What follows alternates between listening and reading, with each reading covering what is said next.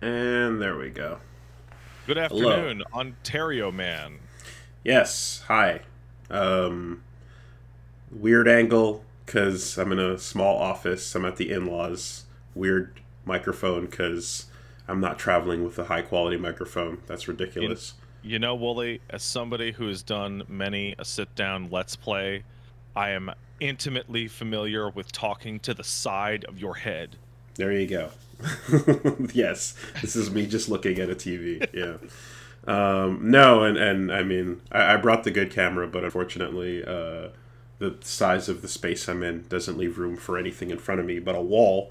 So, I noticed that you brought your PlayStation 5 with you. there she blows. I was scared to move it. Oh yeah, I was so scared to just because I'm like, if anything doesn't work, there's no getting a new one. dude, It's I'm over. so Amazon was selling like a God of War bundle Canada, and it was like $800, and I'm like looking at it, and I'm like, first of all, it's already a waste because I already own God of War. I'm playing God of War right now, but I'm just like, let's say Spider-Man 2, that's going to be a hot game that comes out. If it broke right now, would I be able to get another PS5 by June? I Fuck don't no, know. dude. I don't No. know. Like, it's You know. stupid. And I'm like, even like exhausting all bullshit friendships and influencer powers, I don't think I'd be able to replace mine, you know. Like, yeah, no, there's markers you can pull in, right? And there's nets you can throw out, but it's ooh, Yeah. And notice no disc slot either. no disc. Yeah, no. Yeah, Fucking no. Who needs digital, it? you know. Who So needs it? I was super scared to move it, but that I did do. That I did do. And I got here and I checked out the situation. What's the situation, brother? The situation is I'm upstairs, Uh-huh. and sure as shit, the router is downstairs. Okay. Okay. The fire in the eyes is lit. So, Oh, let's go. Let's well, go. I mean, it's real simple. I looked at it. I assessed what was going on, and I saw, oh, that's all the way down there in the living room on the far side, and I'm all the way up here in the back office. What's one to do? So it was real simple actually. Yeah. Oh, this is grand. Went on down to Best Buy, picked Oh up yeah. 100 foot of Cat 5, good to 100 go. foot of cat 5. Cat 6 Are we? actually. Are we? Yeah, yeah. I was about to say, are we a cat 6 now? Picked up 100 foot of Cat 6, plugged that shit in. We rocked it, baby. We baited You all didn't time. even. All. You didn't even. You didn't even try. Oh, I did. I did actually. Just for the like the hilarity. I Full actually bore. did. Yeah. I did connect and I did a test and I saw what did I see? I think I saw like 35 down, Hmm. like God knows what up. Yeah. And then I connected to the beta, and I went and I ran into a corner, and I just did some training mode, which was Right. Right. obviously local and fine, and because we couldn't get to the Best Buy yet. So I just did that, and then someone challenged me, and I was like, oh no, he doesn't know, oh no," and then someone challenged me, and I was on like South America console only room for like in I was nowhere. I was Yeah. gone from the map. Um and someone came and fucking still tried. And I'm like, "All right, man, if you want this heat, we're the only two people in this lobby, but fucking clearly you want some shit." And yeah, I got to teleport around and I was like, "Well, Yeah. that's what we get, you know." But Hmm. I came to lab just to see. But anyway, yeah, got the cable, plugged it in, and it was great. So, first of all, I think for the live viewers, I think I'm a little low. Uh, If you could turn my volume up slightly, sir. sure thing. Uh, I'll bring myself down a little too. um, Following that. Okay, obviously there's Street Fighter 6 to talk about, though it's not. I don't think we have as much. It's the same. It was like a slightly modified version of the old beta, right? Yeah, Like, they made some slight changes that we talked about a couple weeks ago. So like a couple of balance changes, mainly networking. Was there was a difference between the setups on that, but yeah. definitely not like new characters or anything particularly exciting. I played Ken this time because I wanted to play like.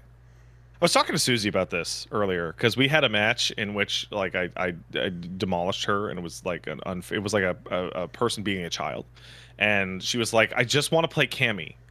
Mm. And the beta has this very strange thing. It was a minor annoyance before. It's a slightly larger annoyance now, but it's a free beta, so who am I to complain? Especially since Capcom sent me a code for it. But it's like all the characters in the roster on that beta are normies. Yeah, They're all no free picks. they're all normal characters, Mm-hmm. and there's nobody that fits tons of different play styles. Like, did you really need Ken and Ryu and fucking Luke all in the same one? So it's funny because I was actually thinking about this, right? I was thinking about how here's a beta, and it's got 8 characters in it, which is the same Yeah. number of World Warriors we started with back in the day. That's true. And once upon a time, 8 World Warriors was enough, It right? was crazy. It was like, oh my god, because prior to that it was 2. Yeah, but 4 of those were humans, and 4 of them were freak picks, Yeah. right? So they definitely like made their 50-50 on like, well, are you looking for a cool normal, or are you looking for the classic Street Fighter freak pick? And yes, I'm counting Honda's ridiculous fat abs and insane yoga stretching as freak picks. Oh no. You know. Dalsum, Geef, Honda, and fucking Blanca are absolute freak picks. They're the monsters you can create using the create a character in 6. Yeah. Is what they are. And so but in this case with this 8, you're like, oh, these are 8 fairly normal people. Yeah, all the weirdos are away. Mm-hmm. Even the pseudo weirdos, like Cammy, I wouldn't say is a weirdo, but I mean, she doesn't have a projectile, and she does have nobody has a body projectile. Yeah, no one has a body projectile. I mean, Luke's like tackle, and his lunging punch is kind of serving that purpose. It's like he has that in place of a Tatsu, Mm-hmm. And Ken is like practically just a completely different character at this point. They've leaned in so hard with the kicking on him that he's just about that more than he's about the Shoto tools. So yeah, I played Ken for the vast majority of the beta because I was like, well, I wanted to try out Ken, but I didn't have my stick, and Ken is like, for me anyway, like it's mandatory that I have an easy way to hit 2 kicks to do the dash, which I don't find comfortable on a controller. Mm-hmm. Dude, he is how do I put it? Like a while ago we talked about like, hey, everyone has every tool they've ever had. Mm-hmm. Ken feels more than that. He feels like every Ken that has ever existed put into one character. Like, yeah, the V skill dashing and you're doing your, I don't know what the move is called, but it's SRK with kicks. Dragon Lash To bounce people off the floor to get whatever you want. Yeah. To having like 4 or 5 different variations of Akuma's like jab hurricane shoryu shit from Third Strike. So it feels as if the crazy kicks have like finalized in his fighting style as these 3 that are like good special moves you can cancel into each other, and it feels like the Dragon Lash kick is it's the finalized version of his like scissor kick from back in the day. He stole it from fucking Kyo. So there's the scissor kick from CVS2, right? But then there's also the first hit of his Tatsu in 5, where he dashes upwards at you and then does the Tatsu. Like, it's like he combined the 2 of those into like just this new final move, It's pretty sick. It's honestly like, it's kind of fun to see him being a Shoto, but like he doesn't need to rely on those old the tools that Ryu's relying on, you know. And yeah, you know, and then of course you get Chun in there, and Chun's got a ton of shit as well. Something about like Ken too is like I saw some tech people were posting with him that like he could just do like coast to coast, like Dragon Lash links and shit. Gross. Yeah, it was pretty sick. But I feel like, you know, getting so I missed out on, you know, about half of the time the beta was up, right? Because due to travel. Exactly.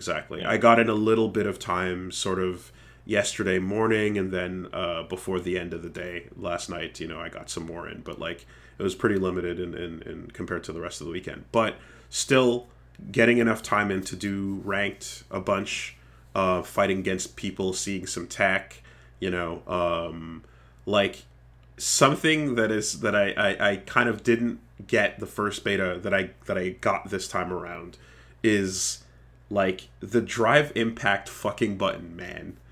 It's so incredible how having this one thing, the game is still a Street Fighter paced game, and it's still slower than anime games and Strive and shit like that.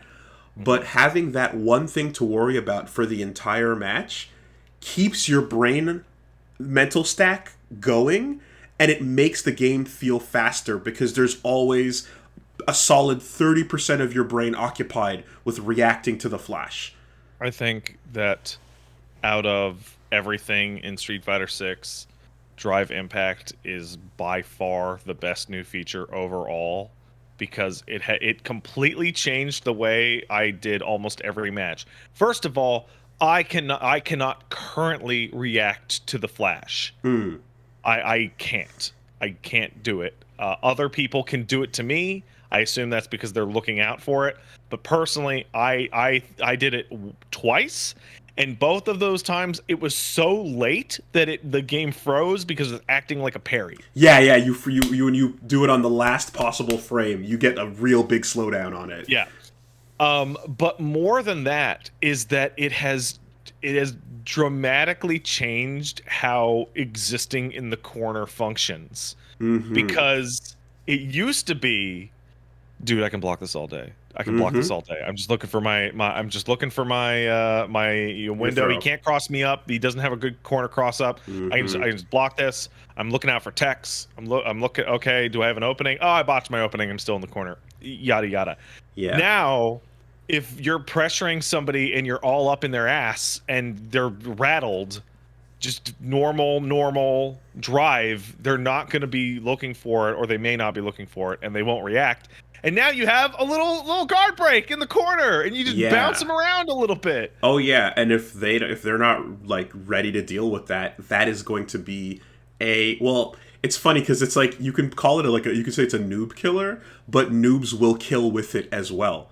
It is a mutual destruction shotgun ready to go, and it's interesting to see how it's used at that level versus when you use it like later on with people that are like able to react to it, right? So I mainly stuck to ranked because I just got better matches, and I was able to get to platinum, and sort of like, and that's where like, you know, people are operating, they're fucking playing, and the way that Dragon Lash, the way that Drive Impact is getting used there is throwing it out at any point just in neutral is death, right? You're asking to die. In neutral, you can react to it much more easily. And so what it ends up being is you have to be in the middle of like some tricky quick strings, and then like a little, I got your brain preoccupied with thinking something else is going to happen. And what it is it's hey yo, you up? You sleeping? But you press the button to be like, hey, you sleeping? And they're like, no, I'm awake. Boom. I think what might be the most interesting version of that is that throwing a block string down on somebody and keeping their brain occupied to go for the drive impact has a weird, I'm going to call it an anti-option select. I don't know what to call it, because a lot of people, when you're hitting them with jabs and block strings, are waiting for a tick throw. And if you DI somebody who is expecting a tick throw, you just get thrown right the fuck out of it, and you option select yourself. You even have the opportunity. I've had situations where I'm gonna drive rush, which is the dash cancel, out of a button, and I see the flash happen, and I'm like, I'm just gonna throw you because I still have time to do that. I have time to press a button, dash, and then grab you before it happens. Throws 8 frames or 12 frames, and then the 5. DI. It's 5 now. Yeah. Okay, and then DI is 27. So. Yeah, so you just have that little snooze check on people, just to make sure that they're still there, and then once you've both established we need to seal this, okay, you get back to the regular game. But what it does is something really interesting. For the longest while in Street Fighter games, medium punch and medium kick have been the least intuitive buttons for newer players to understand, because you understand the point of a jab and you understand the point of a heavy roundhouse, right? Big, slow damage or fast, quick interruptions. And the medium being in between was I get that it's in between, but where am I supposed to use this? What am I supposed to do with it? And then it's it's special cancelable, or its range is good, or exactly, right? And so that has become, and then people eventually you kind of realize that it becomes a range thing and exactly special cancelable, and that makes it way good in a lot of cases. So Ryu's crouching medium kick into Hadoken becomes Ryu's the default way to play. Yeah, Ken's crouching medium kick goes into everything he does. It's a wonderful button. Okay, so the history then takes it so that now we go, okay, we have mediums serving a purpose, but the purpose they serve is almost too good compared to the other buttons. It's so good. It's medium. I remember you and me sitting around playing Third Strike, and your friend Kingsley came over, and he's like, "Why aren't you guys using medium buttons?" Do you remember that? I do. And we were both like, "Cause I want to hit the big one." He's like, "You guys are idiots. Use your mediums. They're so good. You're morons." And they combo into each other. You fucking Makoto. You know what I mean? You have so many. Or Ryu in this. It's do you want a standing medium punch into standing medium punch into dash into standing medium punch into standing medium punch? So yeah, I do. So safe to say that in the Street Fighter games, mediums became something that was hard to understand at first to, now they're the best. And now people are using them without ever really changing up what they're doing, because they're relying on these buttons for solid damage, not the best, but a good combo out of it. And also, I'm hitting you from the furthest away. Great. And then I stopped using jabs. Right. Unless I was playing Geef, because his jab is his arm all the way out. So here's what the fuck Street Fighter 6 is doing. When you do mediums with a lot of characters, about half the cast right now, for example, has a thing where if you start a combo with crouching medium kick, it scales down to 80% lower damage for anything after that. Okay. So it gives you a damage reduction for using that good button, right? First off. And then second, a lot of really good medium buttons that reach far and do good pokes cannot be canceled, which means if a drive impact collides with one, you can't get out of it. Yeah, so we've come a long way in Street Fighter games. But there was the old-fashioned fucking dumb shit mirror matches between Akuma and Third Strike, in which you would see two Akuma players just wiggle their Akuma on the screen and just crouch at each other at random for 10 seconds. You're like, what is this stupid? They're both waiting for the other guy to throw out a low medium kick so that they can parry it and then hit their low medium kick into their fucking vortex. Yeah. And now we've gone so far away from that. We're now to the point of if you decide that I don't want to play the medium kick footsies anymore, just get ready to Chun-Li's low medium in Third Strike was the most dominant fucking normal ever. I mean, you have a year. You could hit it, sip some tea, do your taxes, and go, yeah, let's do that super. You know what I mean? Yeah, and then you can, and then you can also again, like, walking forward is like a sign of dominance. It's an oppressive action. So all this to say, though, just to keep it like on the simple, when you have these amazing buttons that can no longer be interrupted, you cannot react with your own drive impact when you see the flash. So the best buttons are now so risky to do if someone sees you doing them, because you can't stop yourself once the button is out, and then they just smash you, Which leads to the technique that you used when you beat my fucking ass in the matches that we were playing, of like, hey, medium to above average players, you need to start using your jabs not just as your free hit confirm into something, which is, like Ken has 30. Ken has like low jab, standing short into fucking hurricane kick and a shorty, right? But use them so that if you're doing it and they hit drive impact, you don't even have to react. You can just keep doing the block string you were doing and it'll beat the drive impact. You are covering your bases by doing either 3 quick jabs in the time it takes them to do the drive impact, or you could interrupt and react to the flash and cancel out of the second jab or so to interrupt theirs. And when people are learning how to drive impact properly, this is going to be the most crucial thing in the world, Or use bigger buttons that can also cancel, which, like, some characters that have like cancelable frames on, like Luke has that, for example. You just gotta get ready to interrupt any flashes you see.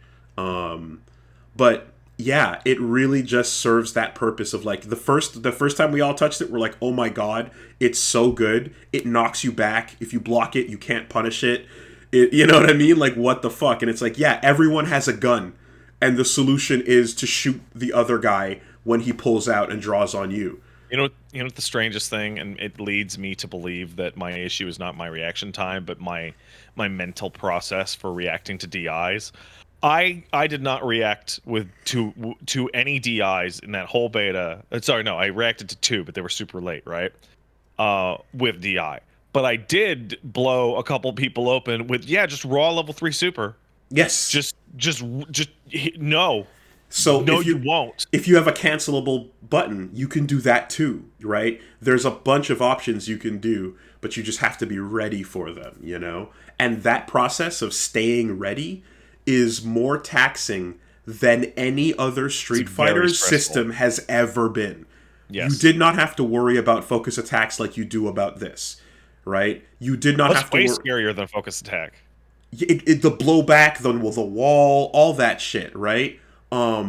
This is keeping your brain active, even if you're, like, autopiloting the rest of your match, Sometimes if you're fighting somebody that you're like, I can probably not worry too much about this, you still have to pay attention to that. Yeah, it's fascinating. The thing that makes me like excited, but also it's like we're talking about, so DI is the biggest change. Parrying is here, but parrying is not how it was, and it will never be how it was. It can't ever be how it was ever again. I've had a bunch of perfect parries where I still failed the exchange. Yeah, because the timing is different. You don't recover the same. You get 6 frames. Yeah, but nobody in this thing. I mean, Jamie has one, but it's not really the same. But nobody has a command grab in this beta. So the mental breakdown of how command grabs interact with DIs is gonna be a completely new world. Even though it's just tapping both strong buttons, right now I don't have the mental space to tap that on reaction. Mm-hmm. But I play Geef, and if I'm playing Geef and I see that character fucking move towards me, churn. I can churn that fucking thing out in 1 frame. You might even want to do a running bear just to get forward a little bit. Why not? Yeah. The other thing we haven't seen either is, like, so the Marissa trailer shows you her punching and breaking someone doing a drive impact. Yeah. And that's another thing to see is, like, there's drive impact breaking moves, kind of like focus breakers in 4. So there's more to the system, but as it stands with these 8 characters right now, It's just a little bit of extra load on your system, and that's enough, man. That's enough to really like. It feels like you're never quite just fully sleeping, and that's fun. Yeah. That's fun for all levels. Hey, let me ask you. You went up to plat in the ranked system. So I didn't mess with ranked play at all in the first beta, and I did this time around with Ken, and my placement put me in the middle of bronze. Okay. And I'm like, okay, sure.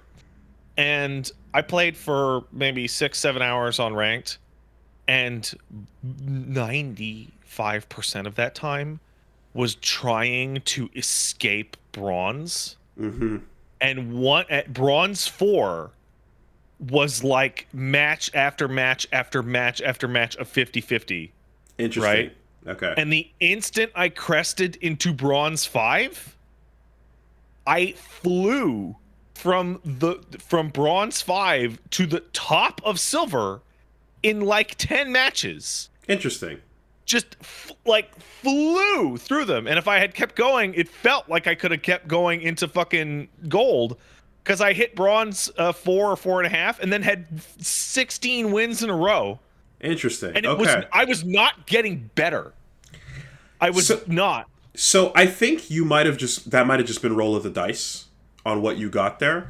But it is interesting because like I did notice that a number of like the hardest players, the strongest players I faced, were people that were still doing their processing matches, right? Mm-hmm. So the first 10 matches you do will like guess your skill, and then they'll place you afterwards.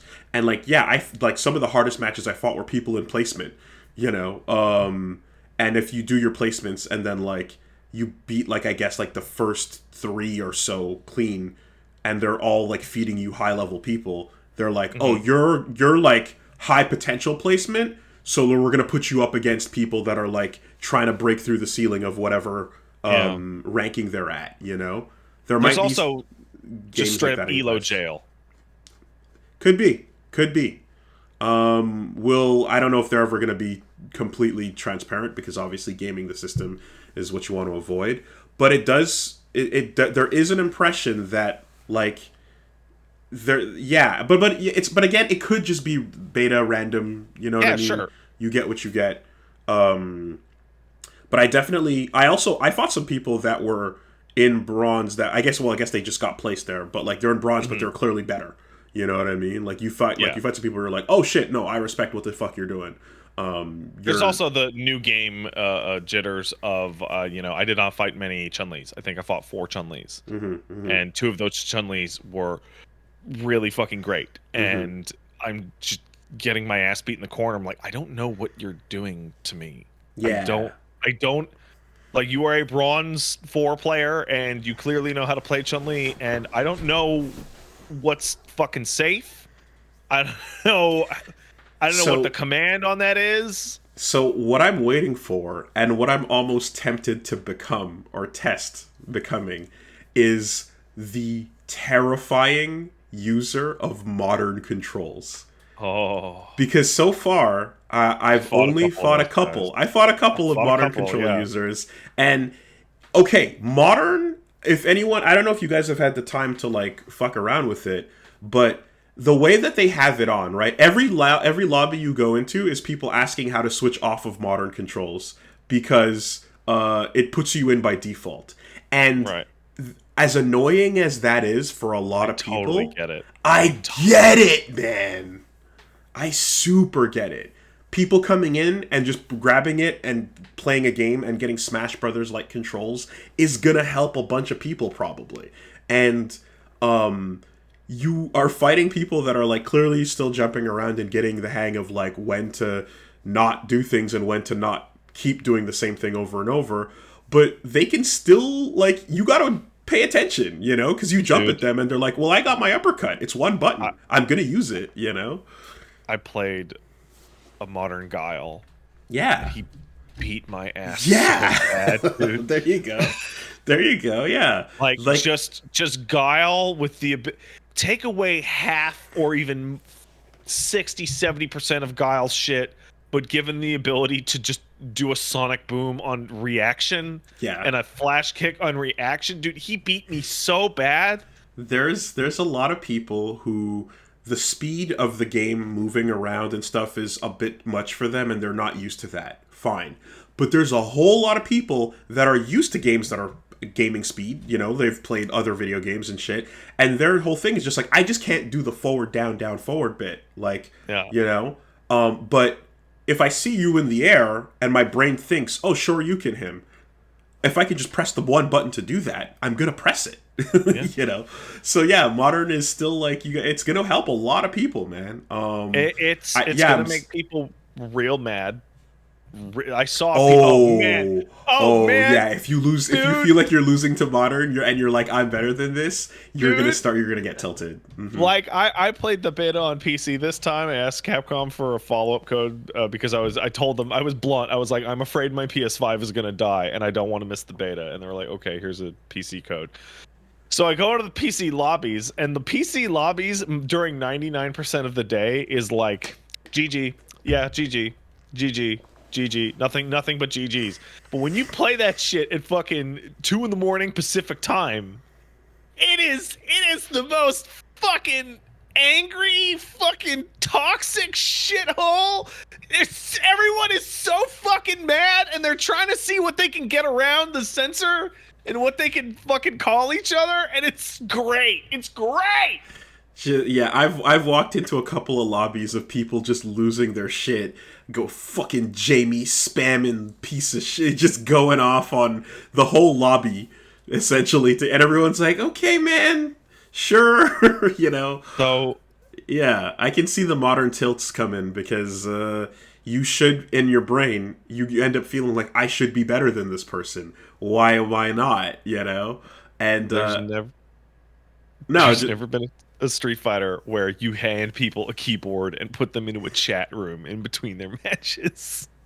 Man, it's amazing. Man, well, I mean, it's the Baron's chat of Street Fighter. So the answer is Fightcade, right? Yeah. But people who are going out to Fightcade oftentimes are, through the sheer obfuscation of getting to there, probably going to be respectable opponents. Not always. There's some fucking shitters up there. But most of the time, you know? It's like, you have to climb this mountain. Hey, welcome, right? Little monastery for you. Take a seat. Yeah, man. There's going to be some toxicity in these lobbies for sure. I love it. I love it, dude. And so I mentioned it quite a bit recently, but like there's a great Sajam video that just talks about, it's a subject that I've addressed in the past, but it's like, why do I feel like I keep losing to players that are worse than me? You know? Oh, I should watch that. That sounds like a great video. It's fantastic, man, and it's essentially just putting into words the sentiment that like I kind of know, which is like, you have a moment where you decide to stop being just a gremlin and you start acting like a civilized noob. And that moment you go, okay, I'm going to stop just doing things instinctively and random DPs every single time I get swept. I'm going to stop mashing throw every time someone walks forward. I'm going to think about what I'm doing. I'm going to do it on purpose. I'm going to button up my suit and tie, and I'm going to be a civilized noob. And you're going to stop taking risks, and you're going to be so free because you're no longer doing anything impulsive whatsoever. And someone who's just going, rah, bah, smashing their face on the keyboard is going to destroy you because they're all instinct, all id. I am reminded of a stupid meme that I brought up a couple weeks ago with you, or maybe it was before. It was the mental load bell curve, where at the very bottom of skill and at the very top of skill, you have a guy going, LOL, I'm just hitting buttons. Yes. And then everything in between is more and more and more mental play. And at the top of the bell curve, where most people live, is I know how to do moves. I'm going to do this plan. I'm going to think for maybe 2 seconds too long on every hit I do in this entire match. And somebody who doesn't give a shit is just going to blow right through me like I'm not even there. Yes, that's exactly it. And like what you have to realize is there's a time and place to still be impulsive and YOLO. You have to still maintain some of that. But also in the long run, too. Like, if you kind of just go crazy and you never ever try to stop and think about anything, you are gonna hit a wall real quick, right? That used to be me.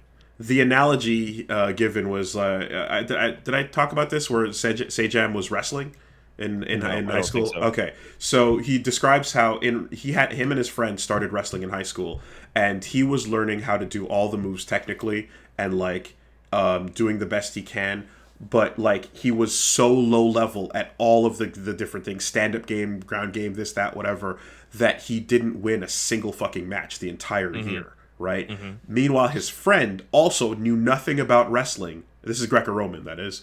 But he knew one move that involved when you're on the ground, you do a quick trick flip over and pin the guy right away.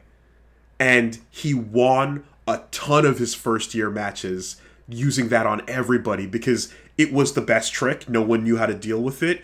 And he was like legitimately getting a good record out of that. But he had no other game. He just kind of like flopped around until he got to the floor to do that one trick, right? I have a similar story about when Street Fighter 4 was coming out.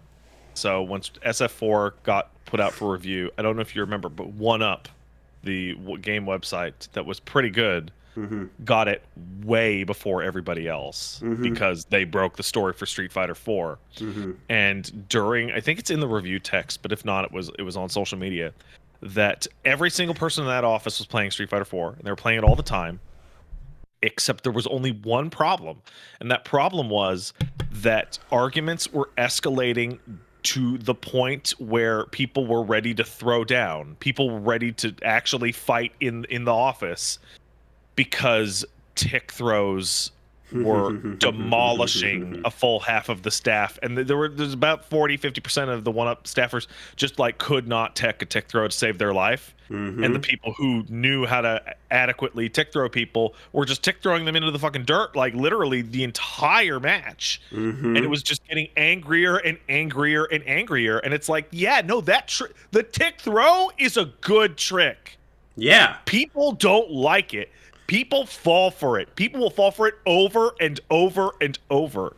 It created an entire generation of fighting game players, 09ers, that do crouch tech on in every game now as a result of Street Fighter 4, right? And there are people that crouch tech every single thing, hoping for the results that Street Fighter 4 gave you for doing that because you never knew when it was coming.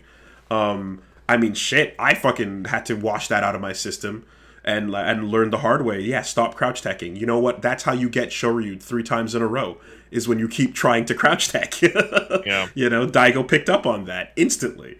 So when you go now to the next year after Sejam and his friend are wrestling, he goes from having a complete 0 record to getting a couple of wins in there and then learning how to do those moves in general better.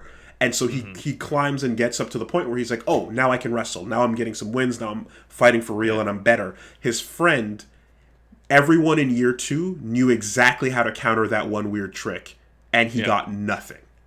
Right? So by the way, to the folks who don't know, I'm seeing people going, what the hell is a tick throw? That is something I should have explained. A tick throw is really simple. You walk up to somebody and you hit them with the fastest jab you can, and maybe you jab them a little bit so that you keep them blocking, and then you walk forward and throw them while their brain is still going, I have to block the jabs. And it will just happen like a million times in a row to somebody who can't get their head into it. It's a jab into a throw because you're expecting to see a jab into a jab into a jab, but instead you end up just, oh, should I have to throw? Oh, should I have to throw? And that's it. Yeah.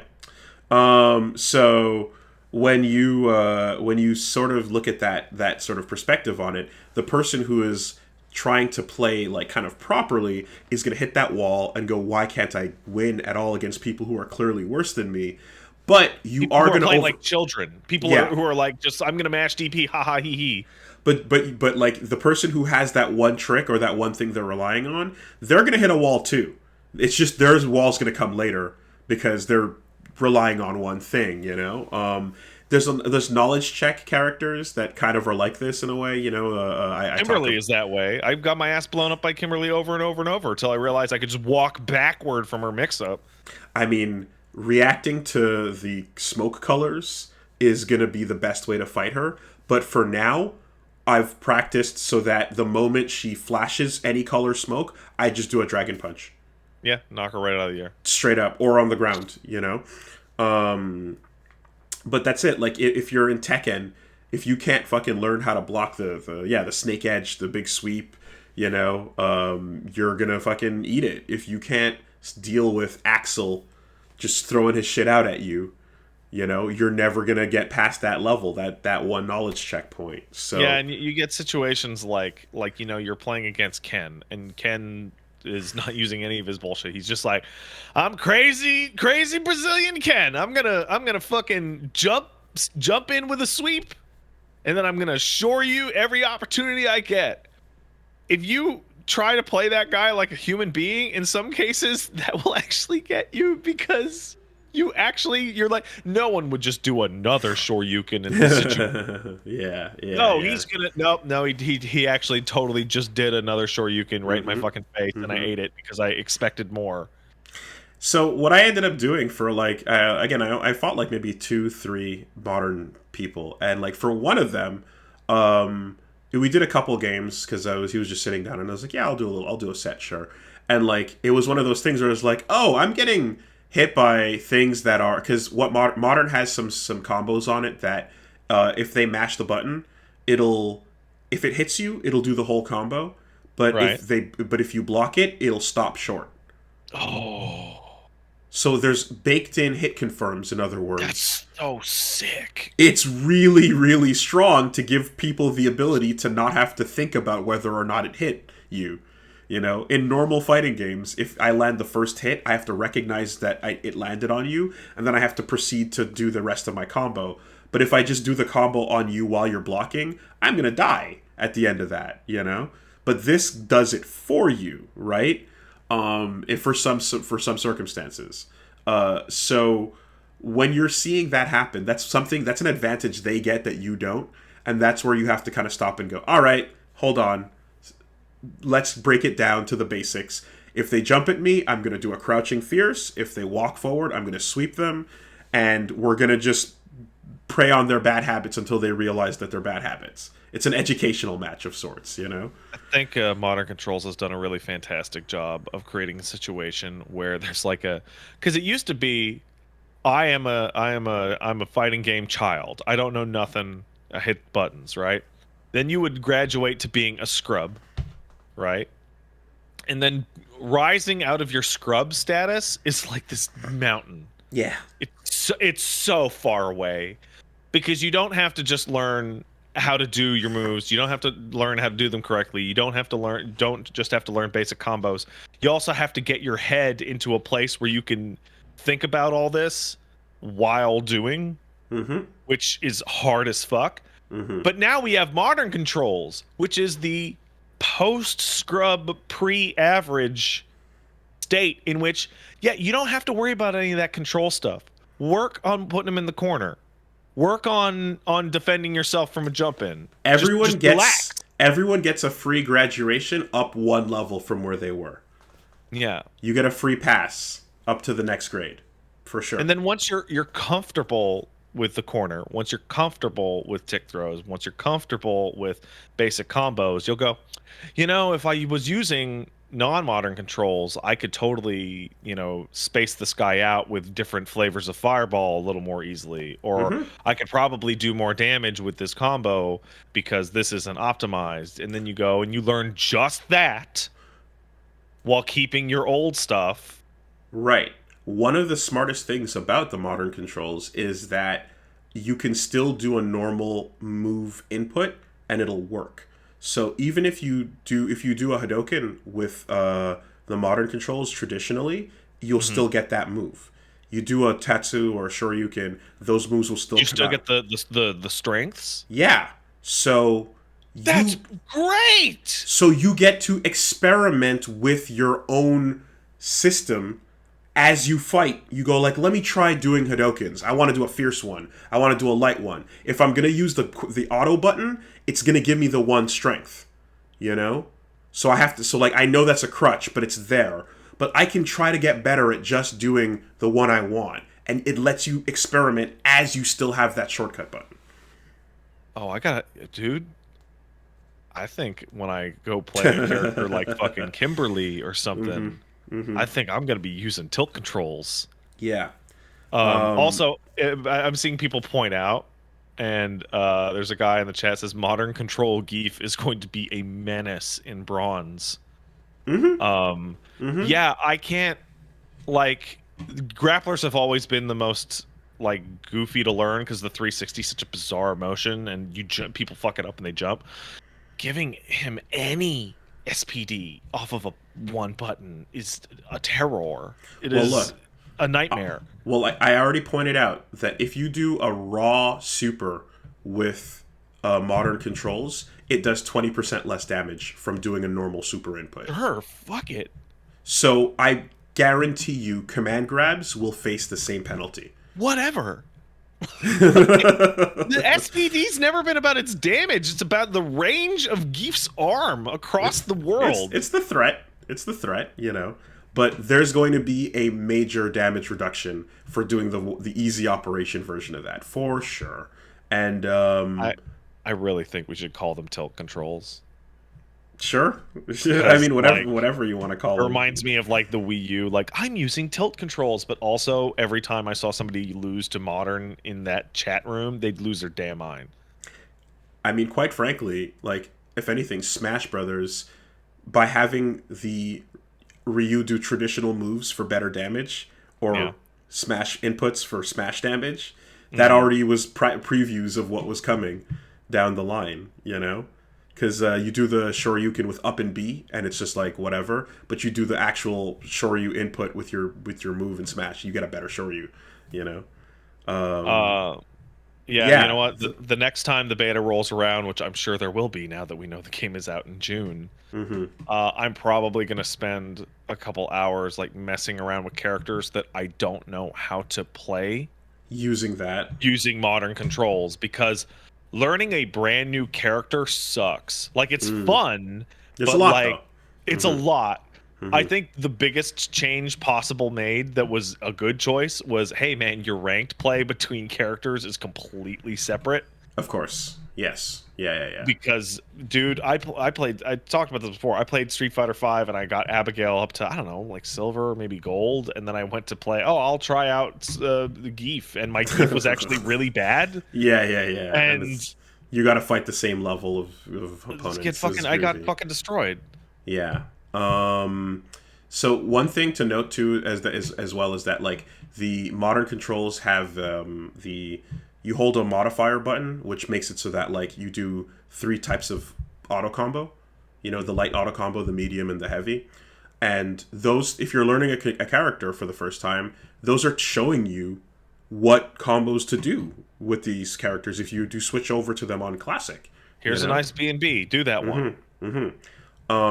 Now, the full thing to just keep in mind, of course, which, again, and this is fair, is you're not getting every single one of your buttons as you would with Classic, right? There will be some stuff missing.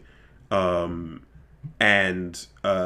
you're not going to have as much, you know, like you have all 6 buttons with the Classic controls. In this case, you have 3, and then you hit the modifier, and the modifier will often give you like a couple extra ones, but at the end of the day, you're still missing some stuff that is going to be really useful to have if you're playing on Classic. So there is a trade-off in the sense that you don't get everything, you know?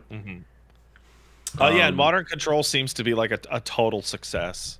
Like, I can easily see it as, I want to play Street Fighter, but I'm bad at moves, but my brain can do the Street Fighter thing, it just can't do the moves. Yes, exactly. Which is also great for people who, well, I'll get into the next game where it's a similar thing, but Yomi Hustle, where you're like, I like the decision making, but the part where you have to do the moves is hard. Modern is going to help a lot of people with that. And putting it by default on everyone is probably the right move in the long run. Just make sure it's very clear how to, you know, switch to it, or switch off of it. Because Hmm. if you put up, I realize this, even just like the subtlety of something like, let's say you boot up the game for the first time and it says, Right. hey, welcome to Street Fighter 6. Which one of these two do you want? People are going to probably feel like, I should probably play Classic, you know? Even if they're not really ready, or slash, even if they're better suited for Modern. So I get why, you know, they were like, we're not even going to ask you, let's just put you here, try it, fuck around with it, and if you don't like it, switch it off, you know? So Like, I think the way that it's going to work is basically, I mean, most people are going to be playing with a pad, like period, right? And therefore, it's going to default to modern. And then for most people, that'll be fine, right?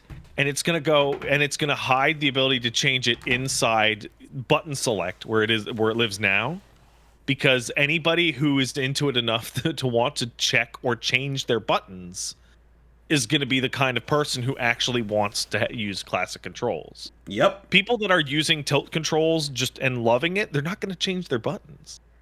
Here's the other thing. I'm a pad warrior now. Oh, are you? Yep. Straight up. What I happened? I the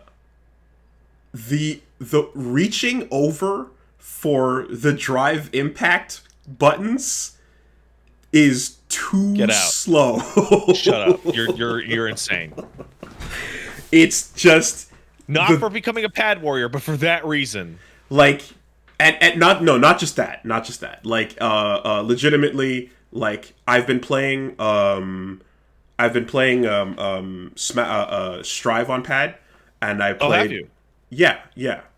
The inputs on Nago, the rolls and shit, like there's a lot to fuck up there that I find if I find I'm way more consistent on pad than I am on stick with in Strive. Really? Yeah. Oh yeah. And Sam Show I played entirely on pad as well. Well, I mean, Sam Show, yeah, no, that makes sense. But there's explosive moments of like performance where I have to just be like in the zone, and like when I'm trying to do those precise inputs, like I'm, you know, like it is interesting, but it's like, yeah, I've just kind of had to acknowledge, I'm like, you know what, I'm dropping shit way less with the pad than I am on the stick, and having drive impact right on my L1 button makes a huge Oh, is that difference. where it is? Yeah, by default, you know. So I absolutely just went like, yep, let's just bite the bullet, let's feel it, and So for it's also, here's the interesting thing too, like I have decades of muscle memory of Blanca on a stick. mhm. I have tons of muscle memory of not Blanca on pads. Right. And you know, going back to, I mean, my earliest, like my third strike days and my alpha 3 days were PlayStation controllers, like, and Dreamcast controllers, before I even, you know, had my own home arcade stick. And then you get some of your games at the arcade and then you get some at home. You know, I've always had like experience in both, and I just kind of was like, okay, where am I dropping shit more often? Where am I fucking up my level threes? Where am I making more mistakes? And I'm just more consistent on pad in this particular context, so that's what I'm playing it on. Yeah. So you know what's really strange is that I had a variation of that. I was playing Jamie on pad when I played the last one, and I played Jamie this time on stick, and I feel like I was better with Jamie on pad because he's got Rekkas and like just the way that his normals function. And I'm like looking back, I'm like, okay, when did I start playing stick? Right? When did I fucking start playing tons of stick? And it was third strike. And I'm like, why? It's because I was playing Urian and I was playing Dudley. I was slapping out fucking target combos with Dudley, which was it's super easy on a stick. Just and he's got like 10. And I was charge partitioning with fucking Urian on a goddamn square gate, which then led to charging with Balrog on, sorry, Boxer on a square gate. and running 720s with Geef, and it's like, yeah, no, with the guys that I like to play, the stick is like holding that fucking stick in the down back position rules. It's just natural. It's so natural. Yes, playing Blanca on the stick and doing your fucking your not Z motion, but the supercharge motion, super flash kick. Doing doing Balrog backwards charge uppercut. Right? Yeah. Like that shit is very unique to having it on a stick, and that feeling is baked in.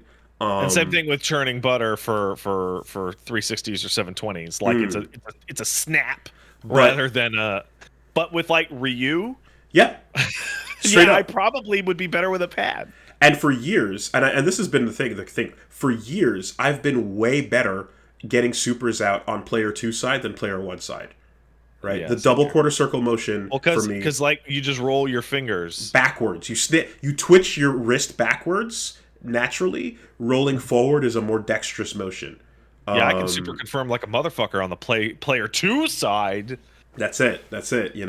So yeah, it's an interesting thing, kind of seeing these adjustments and stuff, and you never know what like certain characters. Again, I have a different feeling for.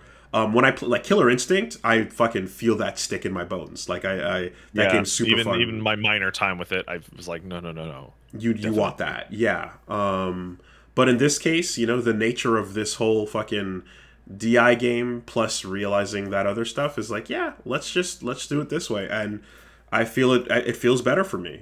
I'm dropping way less, and it's showing results. Yeah, no, like my brain is still telling me that both strongs together is taunt. Yeah, exactly. Like I need to. For me, moving my hand around the stick is not the issue. For me, it's like I'm literally not remembering that DI exists even when I'm looking at somebody do it. The other thing about what's it called? Not direct impact. Drive impact. What's it called? Drive impact that makes me laugh is that like, Street Fighter 6 is having us just have to reinterrogate ourselves on every position we've ever had. Okay, you're playing on pad now for Street Fighter, blasphemous. I'm playing on Wi-Fi, which we'll get to in a second. But more than that, playing against Jury on training stage fucking sucks because her drive impact colors, like the purple looks different, but the white looks just like the training mode background gray. Oh, I didn't even notice. Like I found a very significant ability to react to DIs based on who I was fighting, on what stage they were on. Weird. Because I didn't notice that. Whether or not the colors contrasted with the background. Okay. Like Jamie's is like really orange. So on the Chinatown stage, it's actually harder to see. Okay, I know what you're talking about. There's the ink, there's the paint, there's also the sound, and then they change color themselves. There's a couple of cues you're going off of, but while learning it, yeah, you should. Yeah, no, I ran into that issue. Like I was like when I fought a Jury on training stage. And like the white of her DI, she's got white and purple. The white of the DI just completely blends in with the training stage, and there's only the purple. And I'm like, is she doing it? Yeah, no, I'm being hit by DI right now. Go look at the accessibility options and see if they have something for that, because they have so many huge, big DI fucking. I want the screen to start flashing epileptic lights at me. There are pages and pages of accessibility options to go through. There might legitimately be something that's like, hey, flash for this or noise for this or something like that, for sure. Again, I see this game winning best accessibility next year. Yeah, unironically, take a look. So you know what's the fun thing about accessibility, and I don't know how this is going to interact because a lot of the play on this is going to be online. So I talked about Fortnite, and Fortnite has positional audio, right?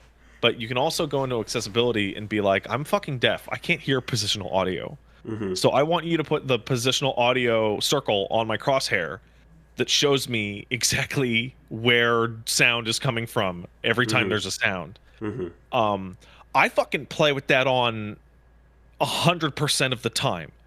It is so much more accurate than your own ears. It is a radar. It is so good. It's great. So an Right? arrow pops up, and then Yeah, it's like imagine like like the sound bar with all the different bars, but imagine it wrapped in a circle, and it'll have it'll go up Oh, like depending Snake on Eater. where. Yeah. Yeah. Okay. Yeah, play with that on. Play with that on if you're full hearing. It's so good. And I'm thinking about like, yeah, Street Fighter 6 has like cross up noise. Like Boop. Beep. and I'm just like, what's gonna maybe you should just turn that on. Like keep that on. Yeah, there's absolutely something to be said for just like, oh, this beep says a drive impact is coming, you know.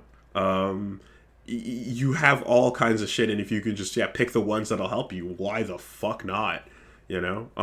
Then you get the wonderful tournament argument of like, what accessibility options are available to what people. So as long as you're in your own house, you set your game to whatever. When you're sitting at the same setup, there needs to be some kind of standardization, right? What if you're significantly disabled, but it doesn't present, and you need the colorblind DI option for legibility, but you don't. Well, I mean, but like legitimately, if someone blind enters a tournament, you're gonna have to turn that shit on. You know, like that's the way it's gonna go. Yeah, just whatever the case is, you know. I guess talk to the ref beforehand and just be like, hey, I'm putting these options on or whatever, non-standard, and then that'll be that. You know. Yeah, no, it's cool. I forgot about the cross up noise. Cross-ups, approaches, jumps. A lot of stuff, yeah. Interesting. So, how were your wireless matches? Okay, so me and Wooly played some wireless matches, and I played a couple of wireless matches in general. And I also streamed the game myself for 2-3 hours, and those were on Ethernet. And so to break it down, I've done more research since we talked about it last time. Wi-Fi 6 is a new Wi-Fi protocol. It is basically a new standard. It requires new equipment, so you need to have a new router, and you need to have something that accepts a Wi-Fi 6 input instead of just a Wi-Fi 5 input or a Wi-Fi 2.4 input. So it seems, yeah. It's called Wi-Fi 6, but what it actually is Wi-Fi. You know how there's Wi-Fi 2.4 and Wi-Fi 5, and those are gigahertz, those are bandwidth? It's literally just Wi-Fi 5.8. Okay. But they're like, well, that sucks, so it's Wi-Fi 6.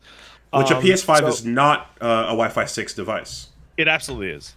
Oh, I thought it wasn't. Okay. So is the Xbox, and so is any computer that has a motherboard manufactured after September of 2019. So I think the funniest thing is, Wooly, you and I both had a very long podcast segment in which we were like, if you are a red bar, go die. You need to you just need to go die, Wi-Fi. I've also had Wooly versus segments where the tone is okay, but sincerely, if you do have a shitty setup and you want to play fighting games, here's some stuff you should think about. So right, but having fun with it. So that was in the second week of September of 2019. The reason I know this is because I went back and looked as to when all of my insanely inflammatory Wi-Fi statements were made. The last and biggest one was on the morning of September 14th of 2019. The Wi-Fi 6 wireless protocol was certified for future proof on September 16th of 2019. So the week after we had that podcast, Wi-Fi 6 compatibility certification went out, and then it rolled out in 2020 to actually be used in modems and devices. So it literally didn't exist the last time we talked about this. How about that? In addition, I went and I looked up its stats. So okay, what's its what's its signal strength, what's its packet loss, etc. They're all very good. It has on average maybe a 1% packet loss in general connecting to any server, which is a massive fucking improvement.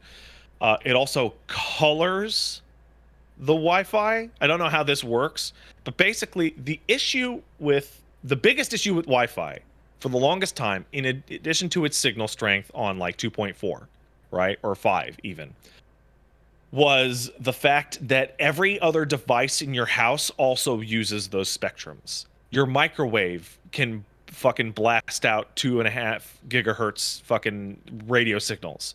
Your car garage fucking Weakens the remote, signal.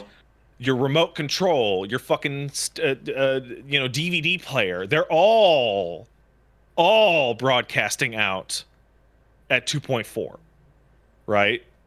Which fucks your shit up. One of the things that when I was talking to a guy about this, when I was talking, it was not the internet man that brought the thing. It was a guy at a local store. He's like, yeah. So one of the things is that if there's a kitchen in between your wireless device and where it needs to be, that'll fuck your shit up because a bunch of the microwave shit and all the metal will interfere with it. 6 is on a different bandwidth that nothing else uses other than internet, and it also has, I don't know how this part works, it's a little bit beyond my pay grade, but it colors it puts some kind of tag to the information that makes it more discernible as, no, this is the right signal that you want to be taking in. Okay. Now that, because the thing is, of course, as we talked before and talked about like jitter ping and such, that comes up as an issue that is always going to be a concern, especially if there's a lot of noise going. And what happens in many cases is if packets are received out of order in the wrong order, that contributes to why connection with a direct opponent is going to fuck up in a lot of cases. Rollback, of course, compensates for that quite a bit, but like going on to say that you've looking into this, then you did some more testing. I did lots of testing.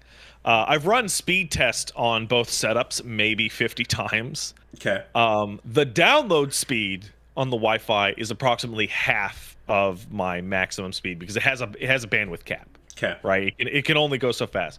I can download shit at like 45 megabytes a second, and I can upload similarly, but like that's about half of what I'm getting over at the wired connection because there's only so much data you can throw over the air. But the speed isn't the issue, and it's never been the issue. The stability has been the issue. Here, where I'm sitting, where I'm plugged in with a cable, I have a jitter of maybe 10 ms, right? Which is pretty standard from what I have dealt with in various places that I've lived. Over at the house, I have a jitter of 12 to 13 ms, despite it being about 50 feet that way. Now, granted, it's yard, so there's really nothing to interfere with it, whatever. But it is a couple, it's maybe 1 or 2 points higher on average. In terms of actual practical use, in terms of the Street Fighter matches that I played it with you here on Wi-Fi, and then I streamed it for about 2.5, 3 hours, and then I played for about 6 or 7 over at the house with the Wi-Fi.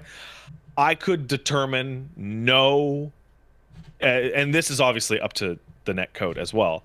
I could determine no difference whatsoever. We had 2 big hiccups during our play, but when I was streaming via cable, and I streamed for a longer length of time, I had the same amount of hiccups basically. Every 25 minutes to a half hour, I would connect to somebody, and then I would hit them with something, and the game would go yeah, and then catch up. So I mean, far be it for me to coax down anyone who's built themselves a cross and has decided to hang themselves on it in the comments since the last conversation we had, which there have been there's been a couple people who have decided to really just nail themselves up there, based on the conversation we had. But I think it continues to be a pretty reasonable thing to say that, like, if that new tech combined with great rollback is Yeah. covering a lot of bases. It That's, sure is. That's fucking fantastic. I want the people who do extensive tests of these things to weigh in and give us the breakdown, in the way that Digital Foundry will give you your not Digital Foundry, whatchamacallit, what's the fucking tech breakdown site I mean, for there's like Tom's Hardware, there's Hard OCP, there's all sorts of places. well, in any case, I'm forgetting the one, but like in the same way that you can get like a diagnostic on these things, there are absolutely people, especially FGC people, that do diagnostics of like what what this tech would be like for fighting games in different contexts for different rollback setups, right? I'd love to see what they have to say about it and just kind of go like, okay, if this shit looks pretty solid in a lot of conditions, then that's cool. There might even be something to say where it's like, this is gonna be okay for games with this standard of like rollback quality, or it'll be okay to use in a setting where you're not getting as much interference, if there's a way to grade interference, And we're quickly approaching a level where I only know so much about like this new tech and how much it improves and such, but I've been researching it, but it's complicated. Yeah, but I definitely.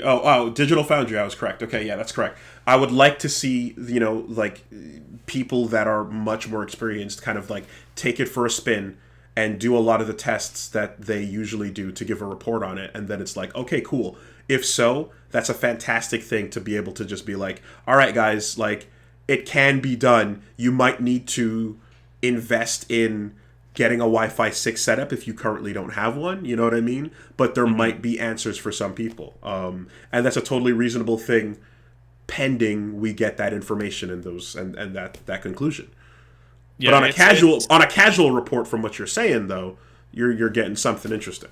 Yeah, so I mean, I want people to remember that I'm an insane person and that I am crazy about performance in every aspect of my video game crap. This thing, if you have the potential to upgrade to a Wi-Fi 6 router and give it a shot, it's a definite improvement. It's a massive improvement. Now, and it's obviously a hell of a lot more convenient. Now, the house I'm in, right? Like, I just went and bought one of these things and solved my problem.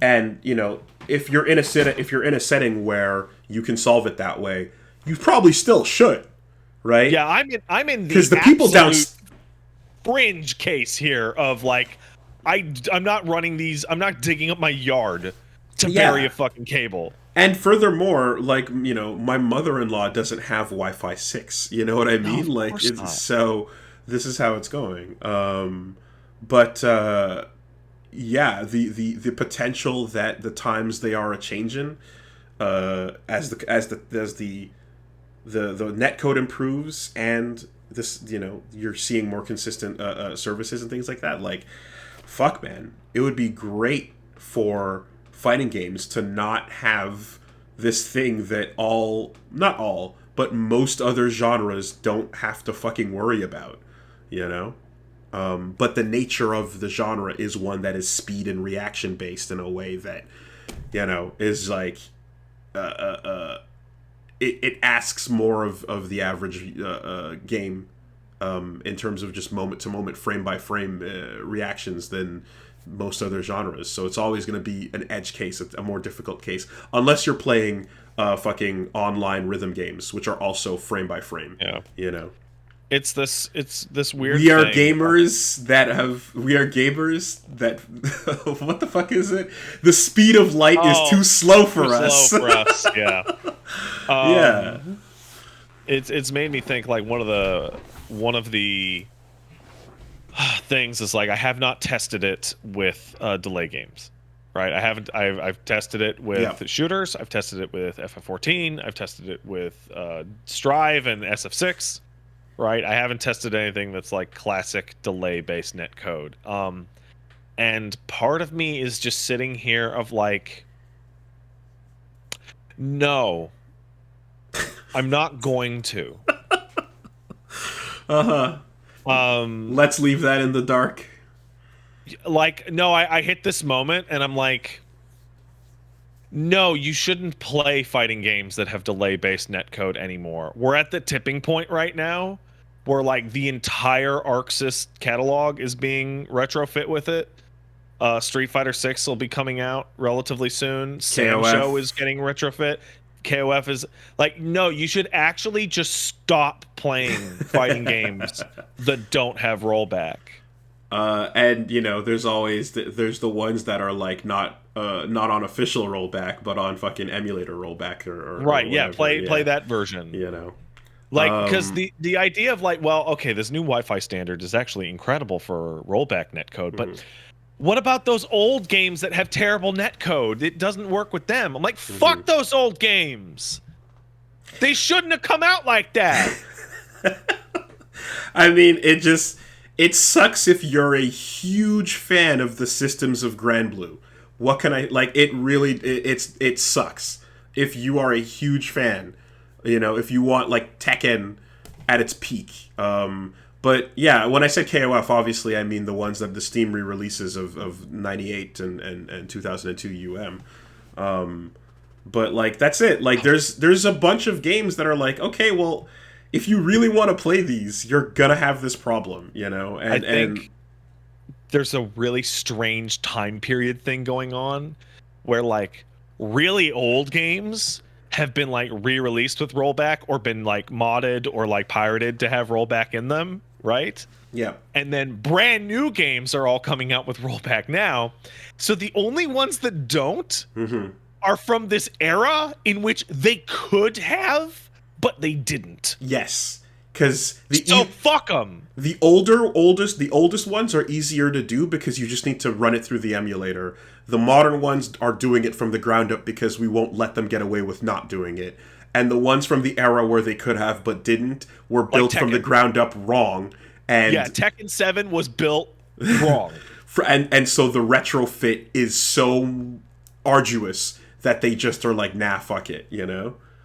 Yeah, but again, most of what matters is getting in there, and like we saw Dragon Ball, like all of it, it's like, okay, the fam's getting back together, right? All the Aunt Viv and fam were getting together and celebrating because like the things that matter at the very least are getting in there. And hey, man, sorry if you're a Cygames fan. You know, what can we say? Very sorry. Most people are eating. Not everybody, but most are eating.